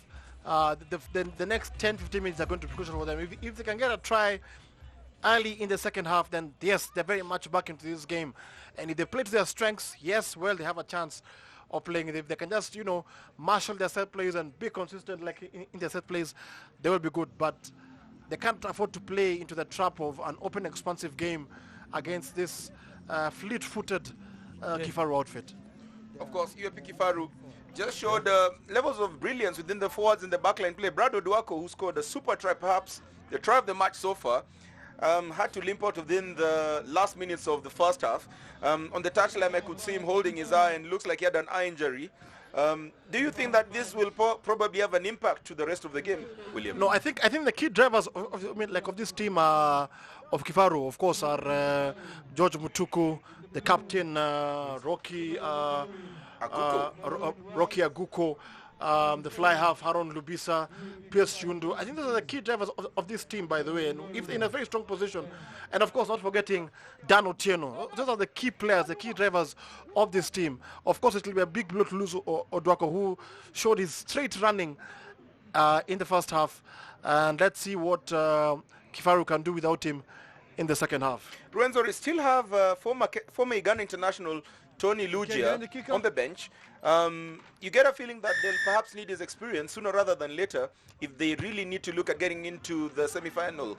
And kicked off, ball has been kicked into the Rwenzori, and that's a comedy of errors. Comedy of errors, yes. Actually, you never see players knocking onto each other, and they literally gave, a scrum deep within the territory to UAP. You'd always expect people to call out on the ball, and that just didn't happen in there. Yeah, exactly. I'm also left in shock, man. It would have been a carbon copy of the second try that Kifaru scored. You can see Alhaji Manano there just trying to wonder what happened in there. Ronald Musaja Gulanyago and Isaac Rujumba just, not communicating and then gifting a ball straight from the kickoff to a more than willing UAP Kifaru. Bind. Absolutely. This is a very good attacking position for Kifaru. Can they hold on to the ball? Please, pop all the way. George Mutuku again rallying the troops. Good piece of play there by Haron Lubisa just quickly changing his feet, moving one side, moving on to the other side, just shifting up in speed and changing up the end. All of a sudden, it looks like there's an advantage there for Kifaru. And is that a try? It's given. And that's a fourth try. And I think we can say that Kifaru are heading to the semi-finals. Alvin Otieno managing to get his first try in the game has been very, very strong and powerful all through the first half, just dragging in Casito in there. And Casito had the tackle, should have done a lot to hold on to the ball. And Alvin still had the purpose of mind to stretch up and score the try. He has been very, very explosive. And, he actually deserves a try in this match. That should have been Rwenzori scoring a try, not Kifaru. And it looks much bleaker for Rwenzori. That was a try by Kifaru, their fourth try of the afternoon. And they are looking like they've hit, they have the bit in their teeth right now. And it all started from the kickoff, Hillary. From the kickoff. Totally unnecessary. Totally unnecessary, by the way. Shouldn't have been allowed, and they have been punished. Rwenzori have been punished, and this pushes the score to 27 points to 10 with the conversion to come from Kifaru. Cheeky player by Harold Lubisia there. Almost played like Australian fly-half Quade Cooper, who he just turned the game on its head, did a turn, did not actually expect anyone to be on that side, but Alvin Otieno may have suspected that the ball was coming on through, had the presence of mind to run on through. He actually did a Quade Cooper move in there. Very well said, Hilary, by the way. I think, Rwenzori didn't know what to expect with the ball. They just didn't know what to expect. And as we taught in rugby, the moment you have the ball in two hands, you don't know what to expect. He could either kick, he could either pass, he could either dummy, and that is what has happened. So it's 27 points to 10. Rwenzori have a mountain to climb now. They're 17 points behind. Those are 3 tries and a conversion. Can they get back into this game? I was just listening to your comment there. Rwenzori have a mountain to climb. No pun intended. Rwenzori is a mountain in Uganda. So Rocky Aguko manages to chip the ball, keeps it, brilliant. and it looks like this might just be a chance again straight from the kickoff. Rocky Aguko has literally been everywhere, showing us an excellent level. And Alvin Otieno gets a ball. He scored a try moments ago. That's a high tackle. It looks like that may be a penalty. Referee calls off the game, and we may probably have a penalty and a card coming up through. Yes. Referee just consulting with the assistant referee, Chris Okumu. We'll require to just see exactly what happened there. You can see Rocky Aguko there just playing with the ball, left, right, and center. Like a basketball player. Yeah, it looks like a hot call. Tries to beat another player, manages to get the rampaging player, and the awareness and the support in this team is just absolutely outstanding. You can see Alvin spinning off in there. Referee looks like he's reaching out for a card. That was a high tackle. Okay. It really was a high tackle. So the referee has to... Ambrose Kamanyire just getting a caution in the referee. Does not get any card out. Lucky there for Rwenzori. Kamanyire, I think, has been told to tell his players just to keep it hush. George Mutuku opts to go for the line out. And out here. And Kifaru have just started the second half like a house on fire. I mean, we've barely played 4 minutes. They've had a try. They were smelling a second try. And it seems like the Rwenzori minds are back in Uganda. They're not here. Because once again, it's from the kickoff. They're backpedaling. I had the feeling he was doing that. They're not tackling. Yeah. And this run. looks like it's going to be a long afternoon for Rwenzori. Destroyers in chief Alvin Otieno and Harold Libisia have actually managed to make Emma Kibirige and his entire back line from Rwenzori, Isaac Tago, Michael Amolo, and Captain Ambrose Kamanyire look extremely pedestrian. Yes, absolutely. They have not been in this game. Absolutely. The last 15 minutes of the first half and right now the first 5 minutes of the second half, their minds are very far. Of course, just a level of indecision there by UAP Kifaru, giving Rwenzori the half penalty. Not straight from the line out. And Rwenzori get a chance to move away from their own territory. Ball goes out to Kamanyire, kicks it deep, but just barely managed to get out on the 10-meter line, giving them some bit of reprieve. But you get a feeling that despite that kick from the territory, UAP Kifaru just might probably come back in again. I think UAP Kifaru are just going to turn on the screws and just, as they say, put the leg on the throat.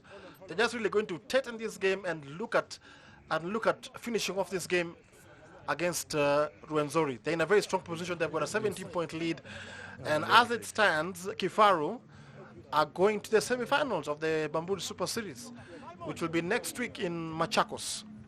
Ruthless display there by UAP Kifaru. They have actually managed to maintain their heads, just on the odd occasion losing some level of concentration within the line-out phases, but an overall great level of team performance by them. Yes, and awareness and that sharpness and intensity is what we have seen so far from Kifaru. Rwenzori, the complete opposite. I think they're very much not in this game. Of course, it's heating up in Nakuru. You can see the players just getting a whiff of water. Couple of players are down in spots of bother. I think that's Dan Otieno getting a bit of treatment. So the game has actually been called off so that Dan Otieno can get attended to. Looks like he's standing up. I'm not too certain whether he'll be able to continue the game, but shows positive signs. He's back up on his feet and walks towards the line out. Ezra Langat going to fit the line out here. We have to allow the ball to travel 5. I think Dan Otieno may have actually played his last role in this particular game. Stop time. I think the substitution coming on in number 20 for UAP Kifaru. Looks like Kevin Bundi coming in for Dan Otieno, who looks like he's played his last role in this game. Yes.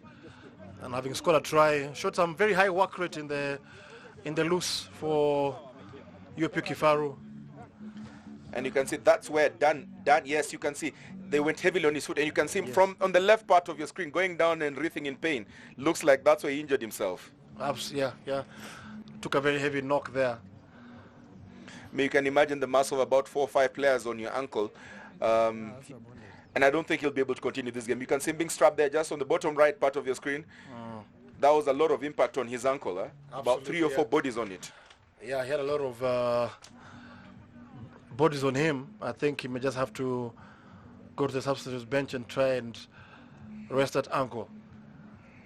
It's match day 3 at the Bamburi Super Series here at the Nakuru Athletic Club. Kifaru leading by 27 points to 10 with barely 7-8 minutes gone into the first half. second half, I beg your pardon. And as it stands, Kifaru on their way to the semi-finals. Very impressive play from them. Very fleet-footed, very intense, very sharp. I think with every ticking minute you get a feeling that Rwenzori's dreams are losing validity.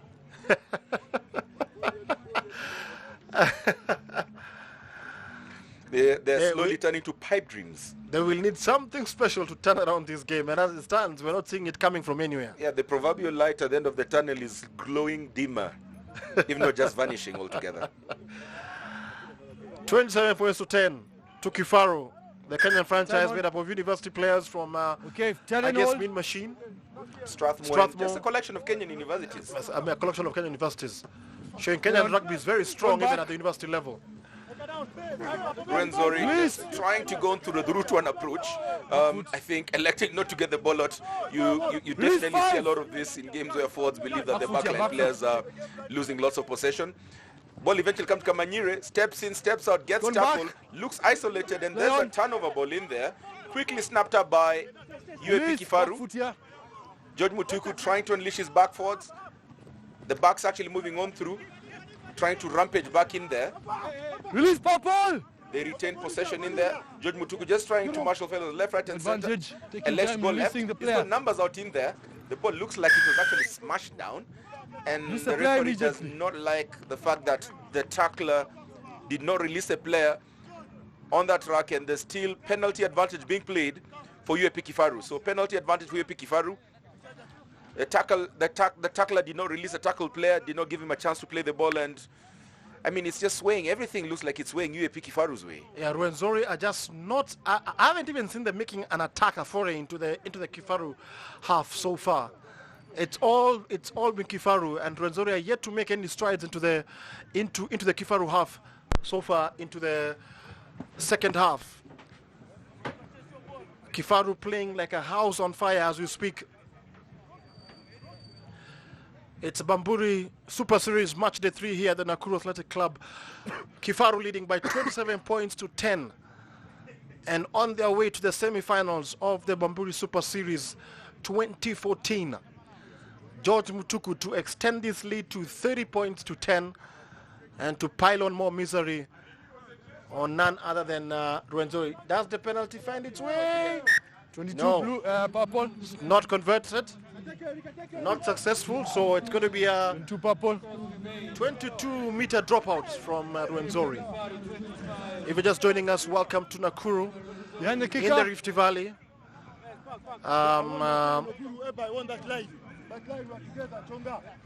It's Kifaru 27, Rwenzori 10. The 22 dropout goes to the wing there and finds none other than Found it out. That's try scorer Alvin Otieno. Alvin Otieno. Oh, the cruel bounce of a rugby ball. What's the head Almost play getting on? the better of Rwenzori in there. Vasaja Mulanyango keeping the ball Release straight, blue. running it in, doing very well, exactly what a forward is meant to do. Manages consoling the Release ball. blue. Rock, use the gates. Casito getting the ball. It looks like it was a knock-on. Yes, correct call. Referee agrees, and that was a knock-on, but great carry there by Ronald Musaja Gulanyago. Yeah, absolutely. A very good, promising attack, but once again, the small nippy errors beginning to affect Rwenzori there. They are trailing by 27 points to 10. That was a very good carry. That's the kind of stuff you'd like to see from a forward over and over again. Yes. It's the kind of stuff that guys pay to come and watch rugby. Crouch. Bind. Set. George Mutuku gifted the chance to put in the scrum putting in. You'd expect Rwenzori to drive this against the head, and they do that, And they have willed the scrum, and they win the possession. and they win the possession. You just got a feeling that they're doing all the right things in the wrong place. Straight drive. Driving very well, but not in a place that they can actually get a chance to go around and pull the trigger. Yes, they're and make very it count for confident them. in their own half. They have yet to cross the halfway point of the pitch in this part of the second half. And we've already played over 10 minutes, and it looks like it's all Kifaru. But a brief respite for Rwenzori right now. Can they do something? Because they need lots of possession, and Set. territory to put some respectability on that scoreline. Adrian Casito with the ball to the scrum there. Leon. It's a messy scrum and, well, Rwenzori hold on to it. Good tackle Captain there. Kamanyire just popping the ball out in traffic. Got in by Almost Purple. catching Michael Rock, Okono use the there, gate. No unawares hands, and blue. almost losing the ball. Back Still foot. they retain the possession. Taken Casito back. gets the ball this time. Kicked very well down deep by Emma Kibirige. Emmanuel Leon. Kibirige kicks the ball down. One Cruel back. bounce of the rugby ball. Almost gets Stanley in a spot of bother. Stanley decides to run across, kicks it to Alvin Oteni, who fields the ball very well, catches the ball, scratches off one tackle, second tackle, Advantage. pops the ball back. Still there's advantage being played by the referee. Advantage. Shundu retains the position. Lunani, who started the entire move, picks the ball, gets down into a ruck situation. Referee still playing advantage and still calls it for a high tackle. I think this time he's going into his pocket. I think he's going to his pocket. Stops the play. Let the first high tackle go. He must be going into his pocket this time around. 14. 14. Absolutely. That was the second high tackle we've seen so far. The second time. Okay. Second dangerous tackle on the team. Kamanyire being someone, Next if dangerous the tackle referee on the cannot get the culprit, normally they punish the captain, and Kamanyire being called in Excuse me, by we're talking the about the referee, tackle here. Constant Cup. That And can I think come he's when going the to his time pocket comes. this time around. Now I've told you, the next dangerous tackle, the person is going out. He doesn't. Doesn't. He doesn't. That's strange.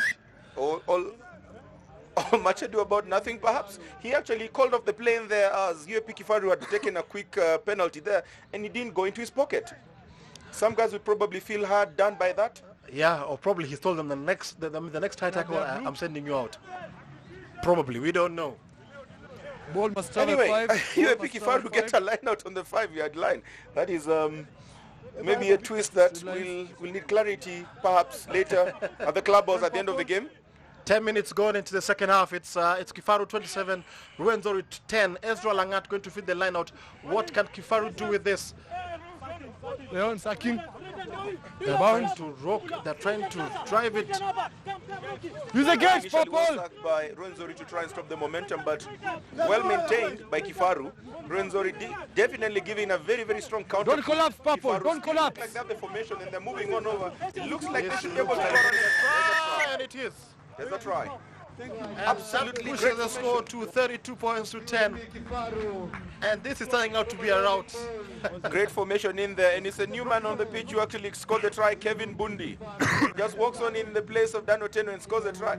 You actually almost expected the momentum to have been killed when Rwenzori sacked the ball when he came down, but George Mutuku did very well to marshal in the Kifaru forwards, and they did very well. You could see how they actually retained the spear formation. Yes. The guys moving on through to keep in the fringe players and just trying to ensure that no one can creep across onto the side for a penalizable offense. Well done. That's one of the better pushover tries we've seen in this year's tournament.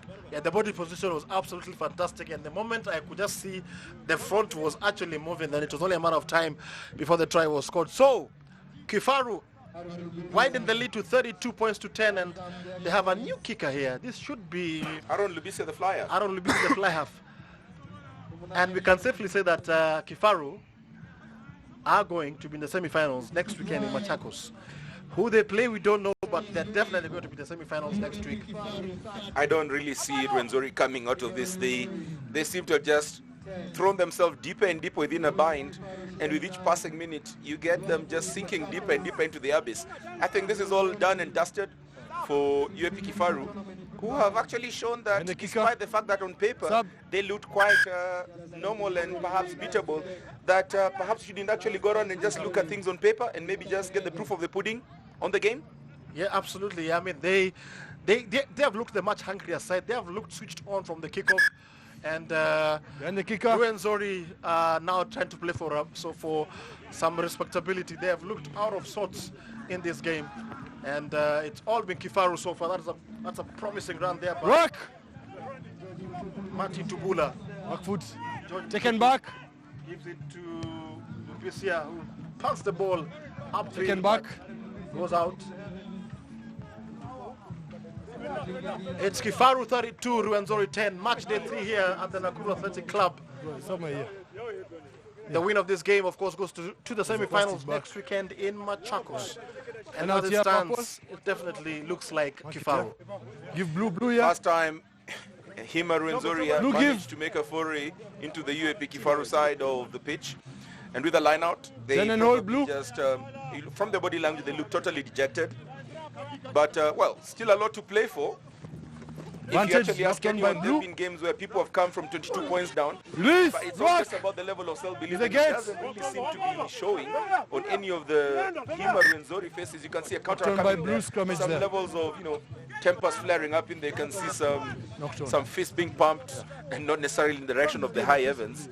And that's just a testament to the fact that they're looking almost beaten psychologically as they have already been beaten on the points board.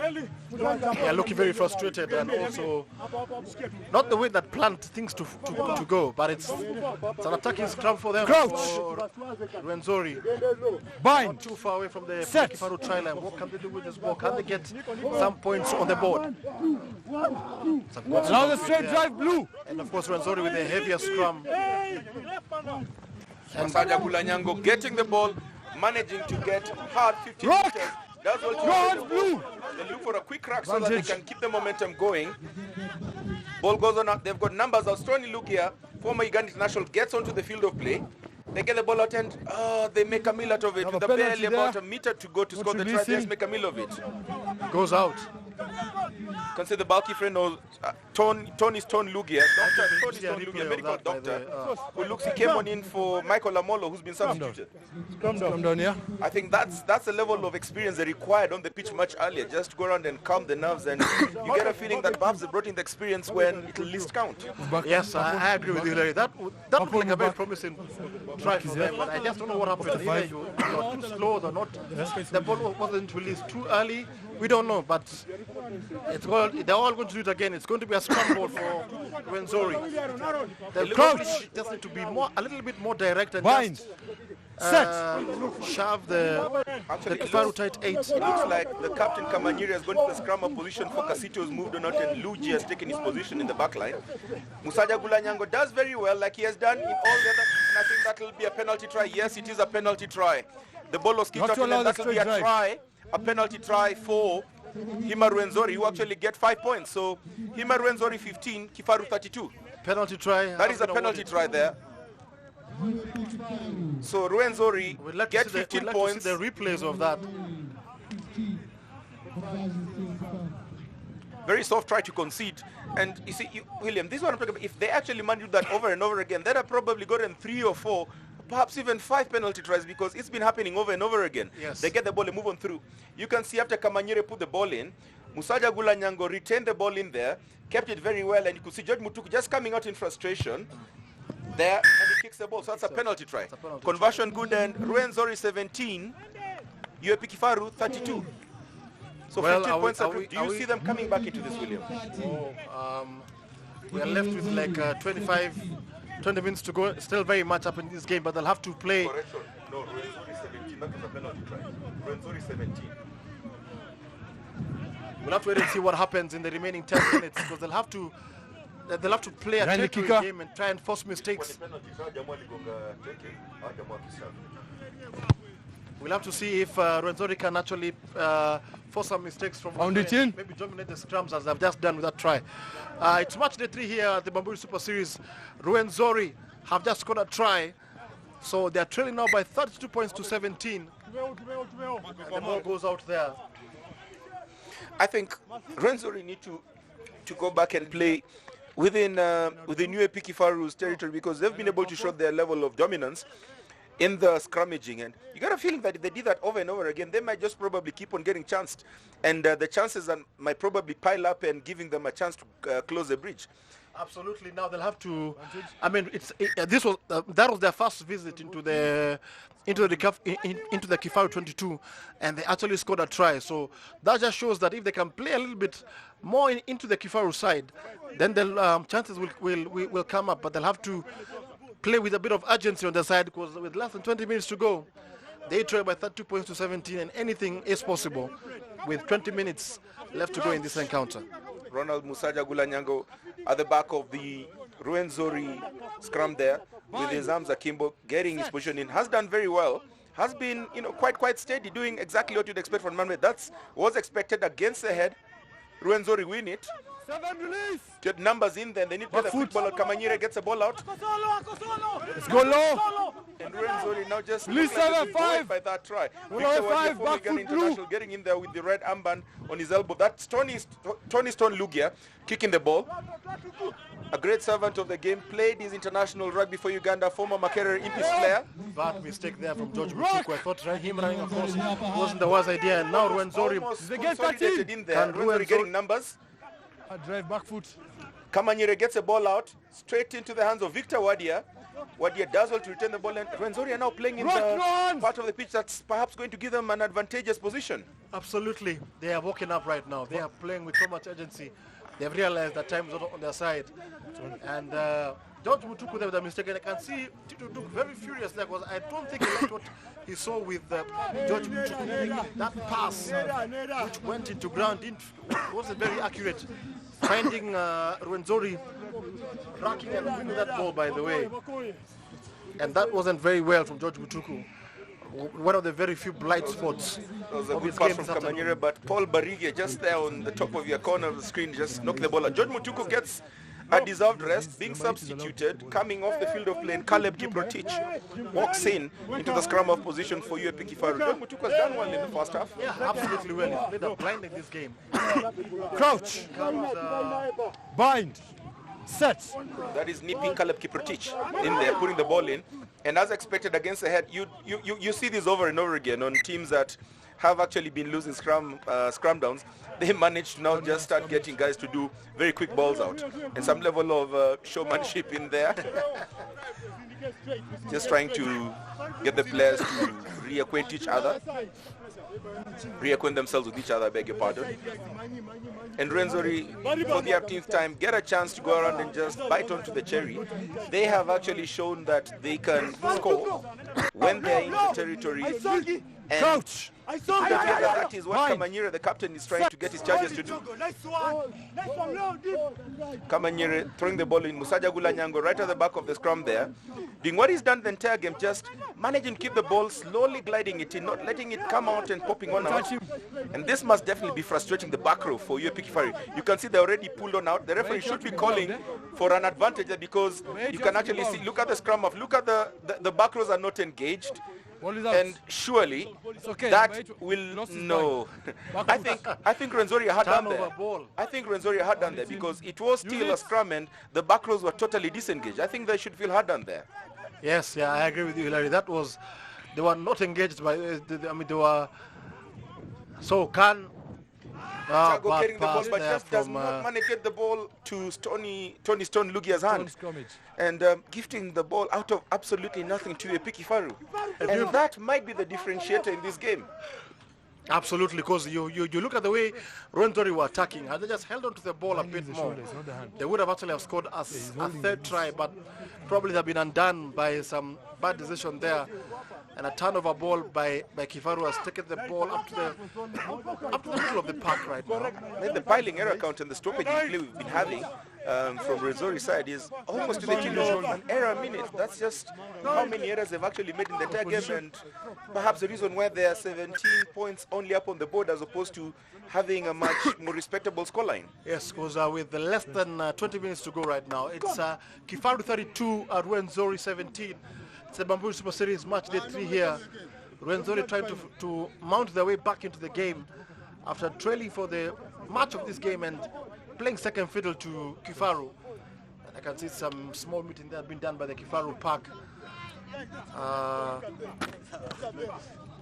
They're trying to see a new strategy here, and that's Alvin Otieno showing a bit of aggro there against his Ugandan opponent.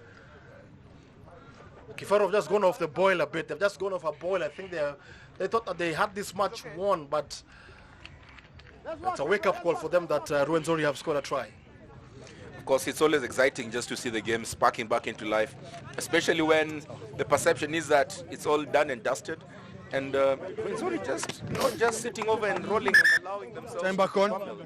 Showing a very, very respectable fight there, which is credit to them. Caleb Kiprotich on the top of the screen there, just trying to, that's Alan Musoke, the Rwenzori coach, former Uganda international, played for the African Leopards, very, very fast player, and at one time perhaps considered one of the fastest players in East Africa. Very good player during his play days. Musaja Gulanyago gets the ball, picks it up quite well, manages to actually get the ball out to Ivan Mugiria, who does well to return the ball. Kamanyire, the captain, spots the ball out to Musaja Gulanyago. Musaja Gulanyago does well, retains the ball, and this is a more respectable spell of play by Rwenzori. They're actually playing with structure. Yes. Tony Stone Lugia gets the ball, turns back, spins, still retains the ball, goes onto the deck. He's got numbers coming on. The Kamanyire still has numbers out there, passes the ball out wide. Still playing the previous advantage. Lugia gets the ball this time around, manages to just get 2 yards. And there's a pick and drive for Ray there by Rwenzori. They still return the possession. Kamanyire gets the ball out to Bagirie. Bagirie twists and turns, gets the ball down on the base. Kamanyire has got numbers out, gives the ball to the fly of Alvin. Ball managed, retrieved by Tago. Tago does well to retain the possession. I think there might be a penalty there because the tackler did not roll away in time. Still they get the ball. Kamanyire pops the ball out wide. Victor Wadia, former Uganda international, gets the ball, manages to retain the possession. Kamanyire still moving on through. This has been about 14 phases of play. Ball goes back. Referee plays advantage. Plays advantage. Looks like Kifaru were offside there, but plays advantage for Rwenzori. Rwenzori still retains the ball. Penalty advantage, not good, and the referee calls for the offside line there. So wait to see if Rwenzori will actually elect to go for the scrum down or take the 3 points. I think they've got nothing to lose. They should actually go for the scrum down, and they elect to do that. Yeah, very good spell there from Rwenzori. And I'm just thinking, had they played like this in the first half, probably they would be in a very strong position to win this game, or the scoreline would have been closer. As you've said, Hillary, they have shown a bit of structure, and they're moving the ball well. They're running hard. They're hitting straight. But could it be a case of too little, too late? Well, whoever the thing was, if they score a try here, that will push the game to what, 24, and with 8 points remaining. With 50 minutes to go, it's anybody's game. I just think Kifaru have just relaxed a bit. They have taken off the foot of the gas pedal, and Rwenzori are back into this game. I think there's been better level of control ever since Casito moved out from the scrum position. There's been more continuity. There's been a lot more marshalling, and that's a level of discipline that you actually expect, especially when you've got rampaging forwards. They just need a level of guidance control, and it looks like this might be a pushover again. Let's have it again. Referee says that the scrum was actually disengaged. Calls for another scrum down. You can see the faces on the UAP Kifaru forwards. They're not looking forward to it. They're not looking forward. They're getting really pounded in the scrummages here from Rwenzori. And so far, Rwenzori are smelling blood. I can see it in the faces. They are smelling blood. They are looking to hammer them at the scrum and get this try. Crouch. They have been dominant up front. At the scrummages, Rwenzori set. And they're looking to cash in on the advantage. 15 minutes to go to the end of the game. It's Bamburi Super Series match day 3. The referee looks like he's going to send off one of the UAP Kifaru players who was disengaged. So UAP Kifaru reduced to 14 men. One of the back rows disengaged, and it looks like it's actually Bundi. Is it Change someone for prop. It looks like it's a front row. This looks like it's Paul Mwikia. Paul Mwikia guilty of disengaging from the scrum. I mean, you don't blame the fellow. They've actually had a succession of about 4 scrums that have been actually drawn back. You can see from the screen in there, as the scrum moved on through, you can see him just wheeling. He actually wheeled it. It was an intentional wheel. He was not shoving straight. And you can see a quick yellow card coming in there because that's dangerous. Shoving against the ribs is a very dangerous sort of thing. And they really did need to get reduced to 7 men in the scrum because already getting pummeled. But it just now looks like it's going to be a roll in the park in this particular scrum for Rwenzori. It will mean that one player from the backline has to come and yes, no, actually perhaps getting one of the back row players into the front row and getting a backline player to go around and play as a flanker. And I think you can see a flanker coming on in. Rwenzori finishing the match very, very strongly. With 40 minutes to go, it's match day 3 here at the Bamburi Super Series. Kifaru leading by 32 points to 17, but the last 10 minutes has all been Rwenzori from Uganda. Musaja Gulanyago doing what he's been doing best the entire game, just keeping the ball. You'd almost fancy that this will be a try scoring opportunity. Musaja Gulanyago lets the ball out, retains it, gets held up, he will need to get this ball down pretty quick so that they can actually use the advantage out in the back line. They have one man more because UAP Kifaru have lost one man to the yellow card. Victor Wadia picks the ball, does not have enough support to be able to make the try. They still retain their form. Free release. Almost barely scores a try right there, Paul Bariguet. Rwenzori still retain the possession. They've done about 6 faces from the scrum down. They elect now to go to the open side, still driving and pummeling on front. You can see UAP Kifaru throwing bodies all over the pitch in there, trying to ensure that they can consolidate and retain their lead. Looks like a mismatch. Bagiri runs straight into Caleb Kiprotich. Still not over the try line area. UAP Kifaru still trying to shuffle fellows left, right, and center. Kamanyere tries to go out wide. Referee says he actually knocked the ball on. So scrum down within the 5-meter line to UAP Kifaru. They'll have to get the ball out quick and try and punt it further downfield, because this is not a position that they look like they're comfortable in, William. Absolutely, and that is an attacking piece of play from Rwenzori, who literally attacked the try line, but Kifaru's defense has held firm in those last 3-4 minutes, but they are still not out of the woods, because as it is, it's going to be a scrum feed for Rwenzori, and with Rwenzori having the better scrum, you would fancy the chances to win this ball and score a try. You can see the heaving chest there of Eba Aturinde and Paul Bariguet. They've actually pummeled over and over again. You almost feel for the lads that, you know, they've done all that work and still not gotten the 5 points. They've done extremely well within the last 7 phases. Yes, very well. They have actually done well in those 7 phases, but they still have a chance, because they have the dominant scrum, and if they can be able to probably win this ball, they should be able to fancy themselves of scoring a try. Bariguet now stands up, and it looks like they'll form in for the scrum. Scrum blue. Of course, UAP Kifaru lost one of the front rows to a yellow card. So they will have to be very clinical with this put-in and ensure that there's a clean ball out. You can see Rocky, the captain there, Rocky Agugo, just perhaps giving a signal that he'll probably do a very, very quick ball out. Try good for Rwenzori. Try scored by Eba Aturinde. Sorry, I beg your pardon. That is Roland Musaja Gulanyago, who's done very well from the number 8 position, picking the ball and deciding to go in for the try. So Rwenzori now beginning to slowly try to close in on the lead. And perhaps, do you think it's a case of a little bit too late in the day?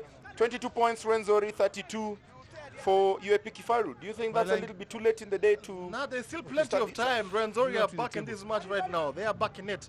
If the conversion goes through, it'll push them to 24, which will be 8 points behind Kifaru. And with 10 minutes to go, they're still very much in this game. The conversion to come. That's fly up there, Byron Atubikire, looking to add an extra 2 points. He kicks wide and he still retains it at a 10-pointer game. That would have actually reduced the deficit to 8 points. So the scores remain: Rwenzori 22, Kifaru 32. Match day 3 here at the Nakuru Athletic Club high up in the Rift Valley.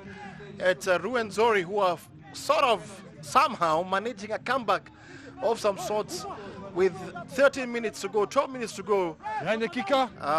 They are trailing Kifaru by 22 points to 32. Remember, at one point, Kifaru were leading by 32 points to 10. But they've somehow relaxed and Kifaru are back in this game. 10 minutes to go. Can Rwenzori score 2 converted tries to win this game? It's a beautiful kick. It does go out. Straight dead, what do you want? It's going to be a... Goes out of the full and I think they'll go back to the center. Go to the center. It's going to be a scrum down. For Very poor kick there by UAP Kifaru. They already one man down. They really do not need to go around and give any advantage to Rwenzori. That was totally unnecessary. Just getting a level of pressure and getting a scrum right at the center with one man less is not ideally anything that would be a very, very happy thought for any of these forwards. Depends where the scrum is. Yes, Where the scrum is. with the way Kifaru are being humbled at the scrums, they can afford to give away possession. Inside the goal, there's no scrum. Crouch!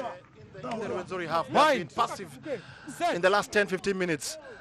And we've seen more of Rwenzori who have come back into this game. And they just need only 2 tries to win this encounter. Musaja Gulanyango losing the ball this time. Looked like the ball was kicked from one of the back rows. And the referee still giving the ball possession to Rwenzori. Looks like it was a knock-on advantage to them. So Kamanyere gets a second chance to put the ball in. Rwenzori get a second bite of the cherry.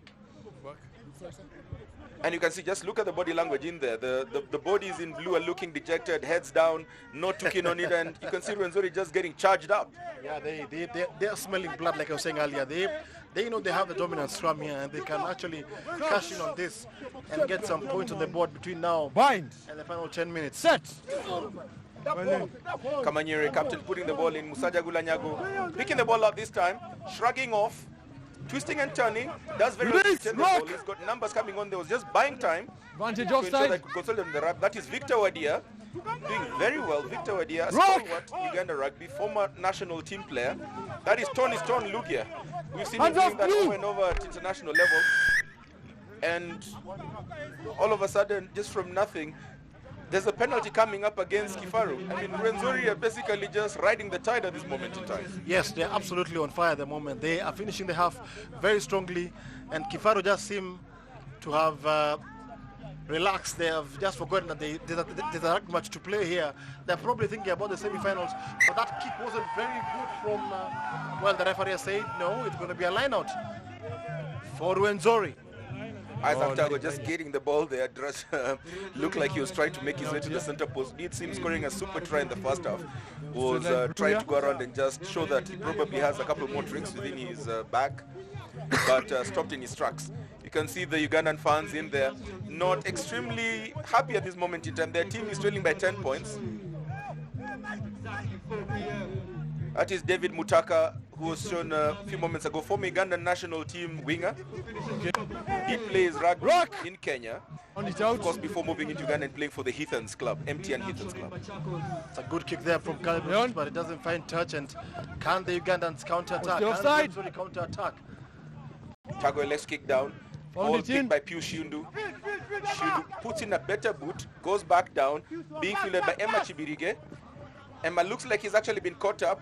Draws on in twists and turns, 14-15 manages to get release. the ball down. Rock, He's get. got numbers coming Back in, foot he's here. able to consolidate and Use it. keep this ball. Ball has been pushed out wide. Oh, lovely hit in there. Good tackle coming on there by Kifaru. They're not actually just rolling over and allowing to be pummeled. Press up! Press! Ball kicked back down. Shindu does well to field it. Looks like he's got options on the left. Turns left, turns right. Beats 3, 4, 5 players. Goes down on the tackle, twists and turns. He's got numbers in there. Caleb Kiprotich pulls the ball out. They've got numbers on off their shoulder. Chogo gets the ball. Chogo passes it. This is looking good. Lunani does not get there in time. They give the ball to Tony Stone Lugia, who picks the ball and nips that particular play in the bud. Rwenzori can actually breathe easy at this moment in time. The chip does not go well. Chogo, no, that's Mike Onsando who's come on in. Kicks the ball back. Pressure still on UAP.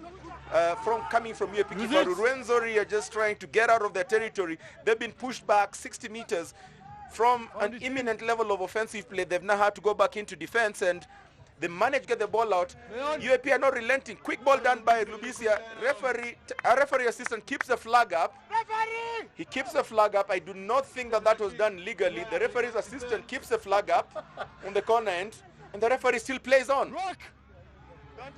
That's okay. Ball was out. Open. And you can tell the Rwenzori players were going for a lot, but Referee now blows the whistle. I think the referee assistant, Chris Okumu, told him to look at the opposite end. The flag remained up. And you can see referee now just running back to the other side of the pitch. The flag did remain up after that very quick line out was taken by Haron Lubisia. and I think the ball will be called. Perhaps Lubisia did not do the entire 5 yards. That will be a half penalty for Rwenzori, if that is the case. And just to announce that Alvin Otieno has been named as man of the match for this game. Man of the match is going to Alvin Otieno, the left wing. Sub. Okay. Alvin Otieno, man of the match for this encounter between Kifaru and Rwenzori. Kifaru leading by 32 points, 22, and Hillary, from what I can see right now, that the steam that Rwenzori had gathered just seems to be petering off. It seems to be dying. It seems to be fading. I think the surge came in a bit too late towards the back end of the game. All the business was actually done within the first half by UAP Kifaru. Maybe Rwenzori was guilty of trying to play in youthful exuberance at the expense of experience early on, and they probably have paid for it. Wayward kick goes dead. I think they'll call it back up for a scramble from the place it was kicked, all the way on the 10-meter line. Well, good attempt there by Haron Lubisia, but it just didn't find it. The kick was too long. Rwenzori still have a chance to reduce the damage. 10 points adrift. Not too certain whether they can win, but they can end the game on a respectable scoreline, William. Yes, absolutely. We have less than a couple of, let's say, like 5-6 minutes to go to the end of the game. 4.5 minutes to go to the end of the game.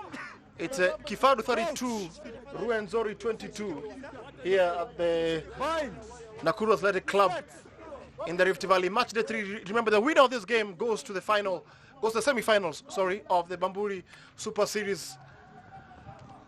Great run in there by Tony Stone Lugia. Kamanyere manages to actually shrug off Caleb Kiprotich, retains the ball, he's got his numbers coming on in there. There's no one actually picking the ball. Has a bit of staticity in there, just manages to stop any level of serious attack that would come in there. The slow ball. Patrick Oguru gets the ball out. Ramaging players coming on through. Great turn by Ronald Musaja Gulanyago there. Rwenzori have got numbers in there. They still retain possession. Kifaru doing very, very gallant defending. And the penalty goes against Rwenzori there. And that, for me, is that. I think we can safely say right now, without fear of contradiction, that Kifaru will be the semi-finals next week. Referee adds another 10 meters, perhaps some level of descent in there. Caleb Kiprotich takes a quick ball out. He plays the ball to Rono. Caleb Kiprotich takes the ball up again. This time gets Mike Onsando. Onsando gets smashed, drops the ball. I think that is a knock-on. So Mike Onsando just guilty of being a bit careless there. You know, held the ball basically like he really want to hold it and just got knocked and threw it off. Yeah, we'd like to see a replay of that. Looked like Kifaru were going to score their fifth try of the afternoon. Sub. It was a great ball being taken in there by Bundi. And then after that, the ball was swung out to Mike Onsando. And you can see Onsando with the ball in hand, right on the corner, just trying to do one of those funny balls and just didn't connect. Tony Stoluge coming in on the short side. Great level of play in there by Rwenzori. We get a feeling that they're perhaps just exerting themselves a bit too much in the wrong side of the pitch. Absolutely. 2 minutes to go to the end of the game. And Kifaru penalized quickly, record forms, played with your hands. Get a feeling that Rwenzori just need to punt this ball deep, get one line out, waste the time, drawing the score, do the conversion, and just go around and hope that within the last remaining seconds, you might get a chance to draw the game level. That would actually be something of a comeback. If you kick it out, the game is over. I'm just wishing. I don't see it happening. I don't think Rwenzori are that intelligent to force that play. Well, let's wait and see what happens in this couple of minutes, but it's highly unlikely. So they decide to go around and scratch a quick penalty deep within their territory, 80 meters away. I think that was not the right move. Haron Lubisia tries, and it's good. And it's good. It's in. And with a drop kick from Haron Lubisia, that is the final. So Haron Lubisia scores a drop kick, and the game ends 35 points for UAP Kifaru against Rwenzori, who put in a gallant effort towards the end. A little bit of a case of too late in the day. Too little, too late. Yes, Hilary. I thought they finished. They played much better in the second half, but once again it was too little, too late. It's Kifaru who advanced to the semi-finals of the Bamburi Super Series 2014, and our next game is going to be between the defending champions Ndovu against Boldore Chui. It's a heavyweight clash. Remember, Ndovu feature players from Nakuru RFC, Western Bulls, while Chui are made up of players from Impala and Nondis. Big game, but I think the story from today so far is that Kifaru will be advancing to the semi-finals of the Bamburi Super Series 2014, which will be next week in Machakos. Man of the match from that We'll go to the pitch side for the interviews with the losing captain and the winning captain in a little while. Alvin Otieno. Yeah.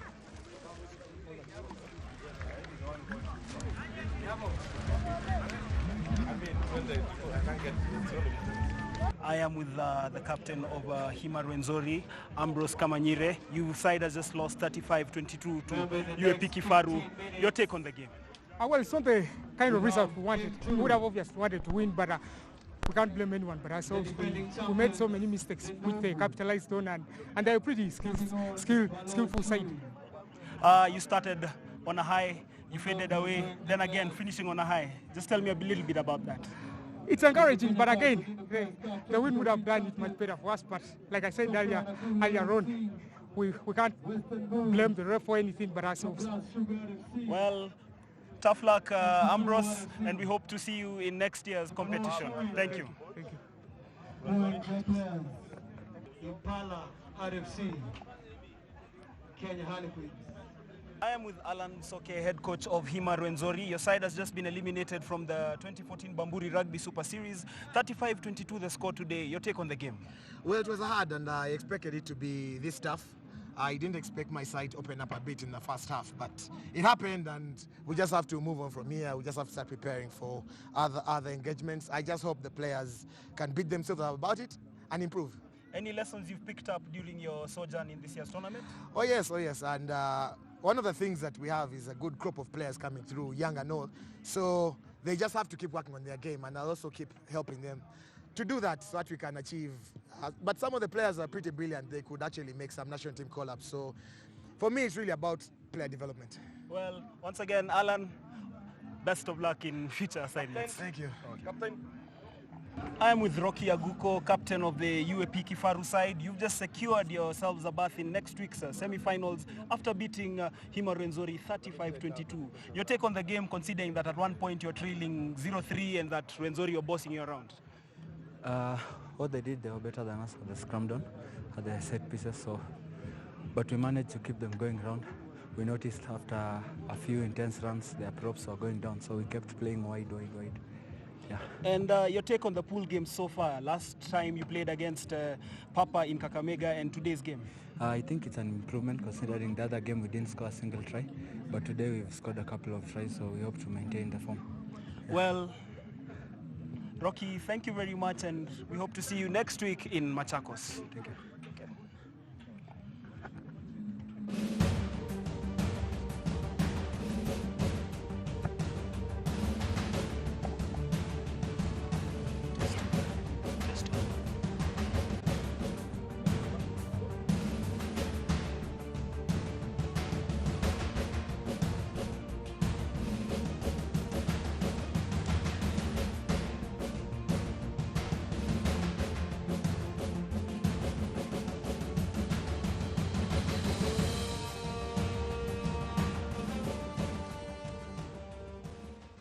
I'm with Tito Oduk, head coach of UAP Kifaru. Your side has just beaten Hima Rwenzori 35-22.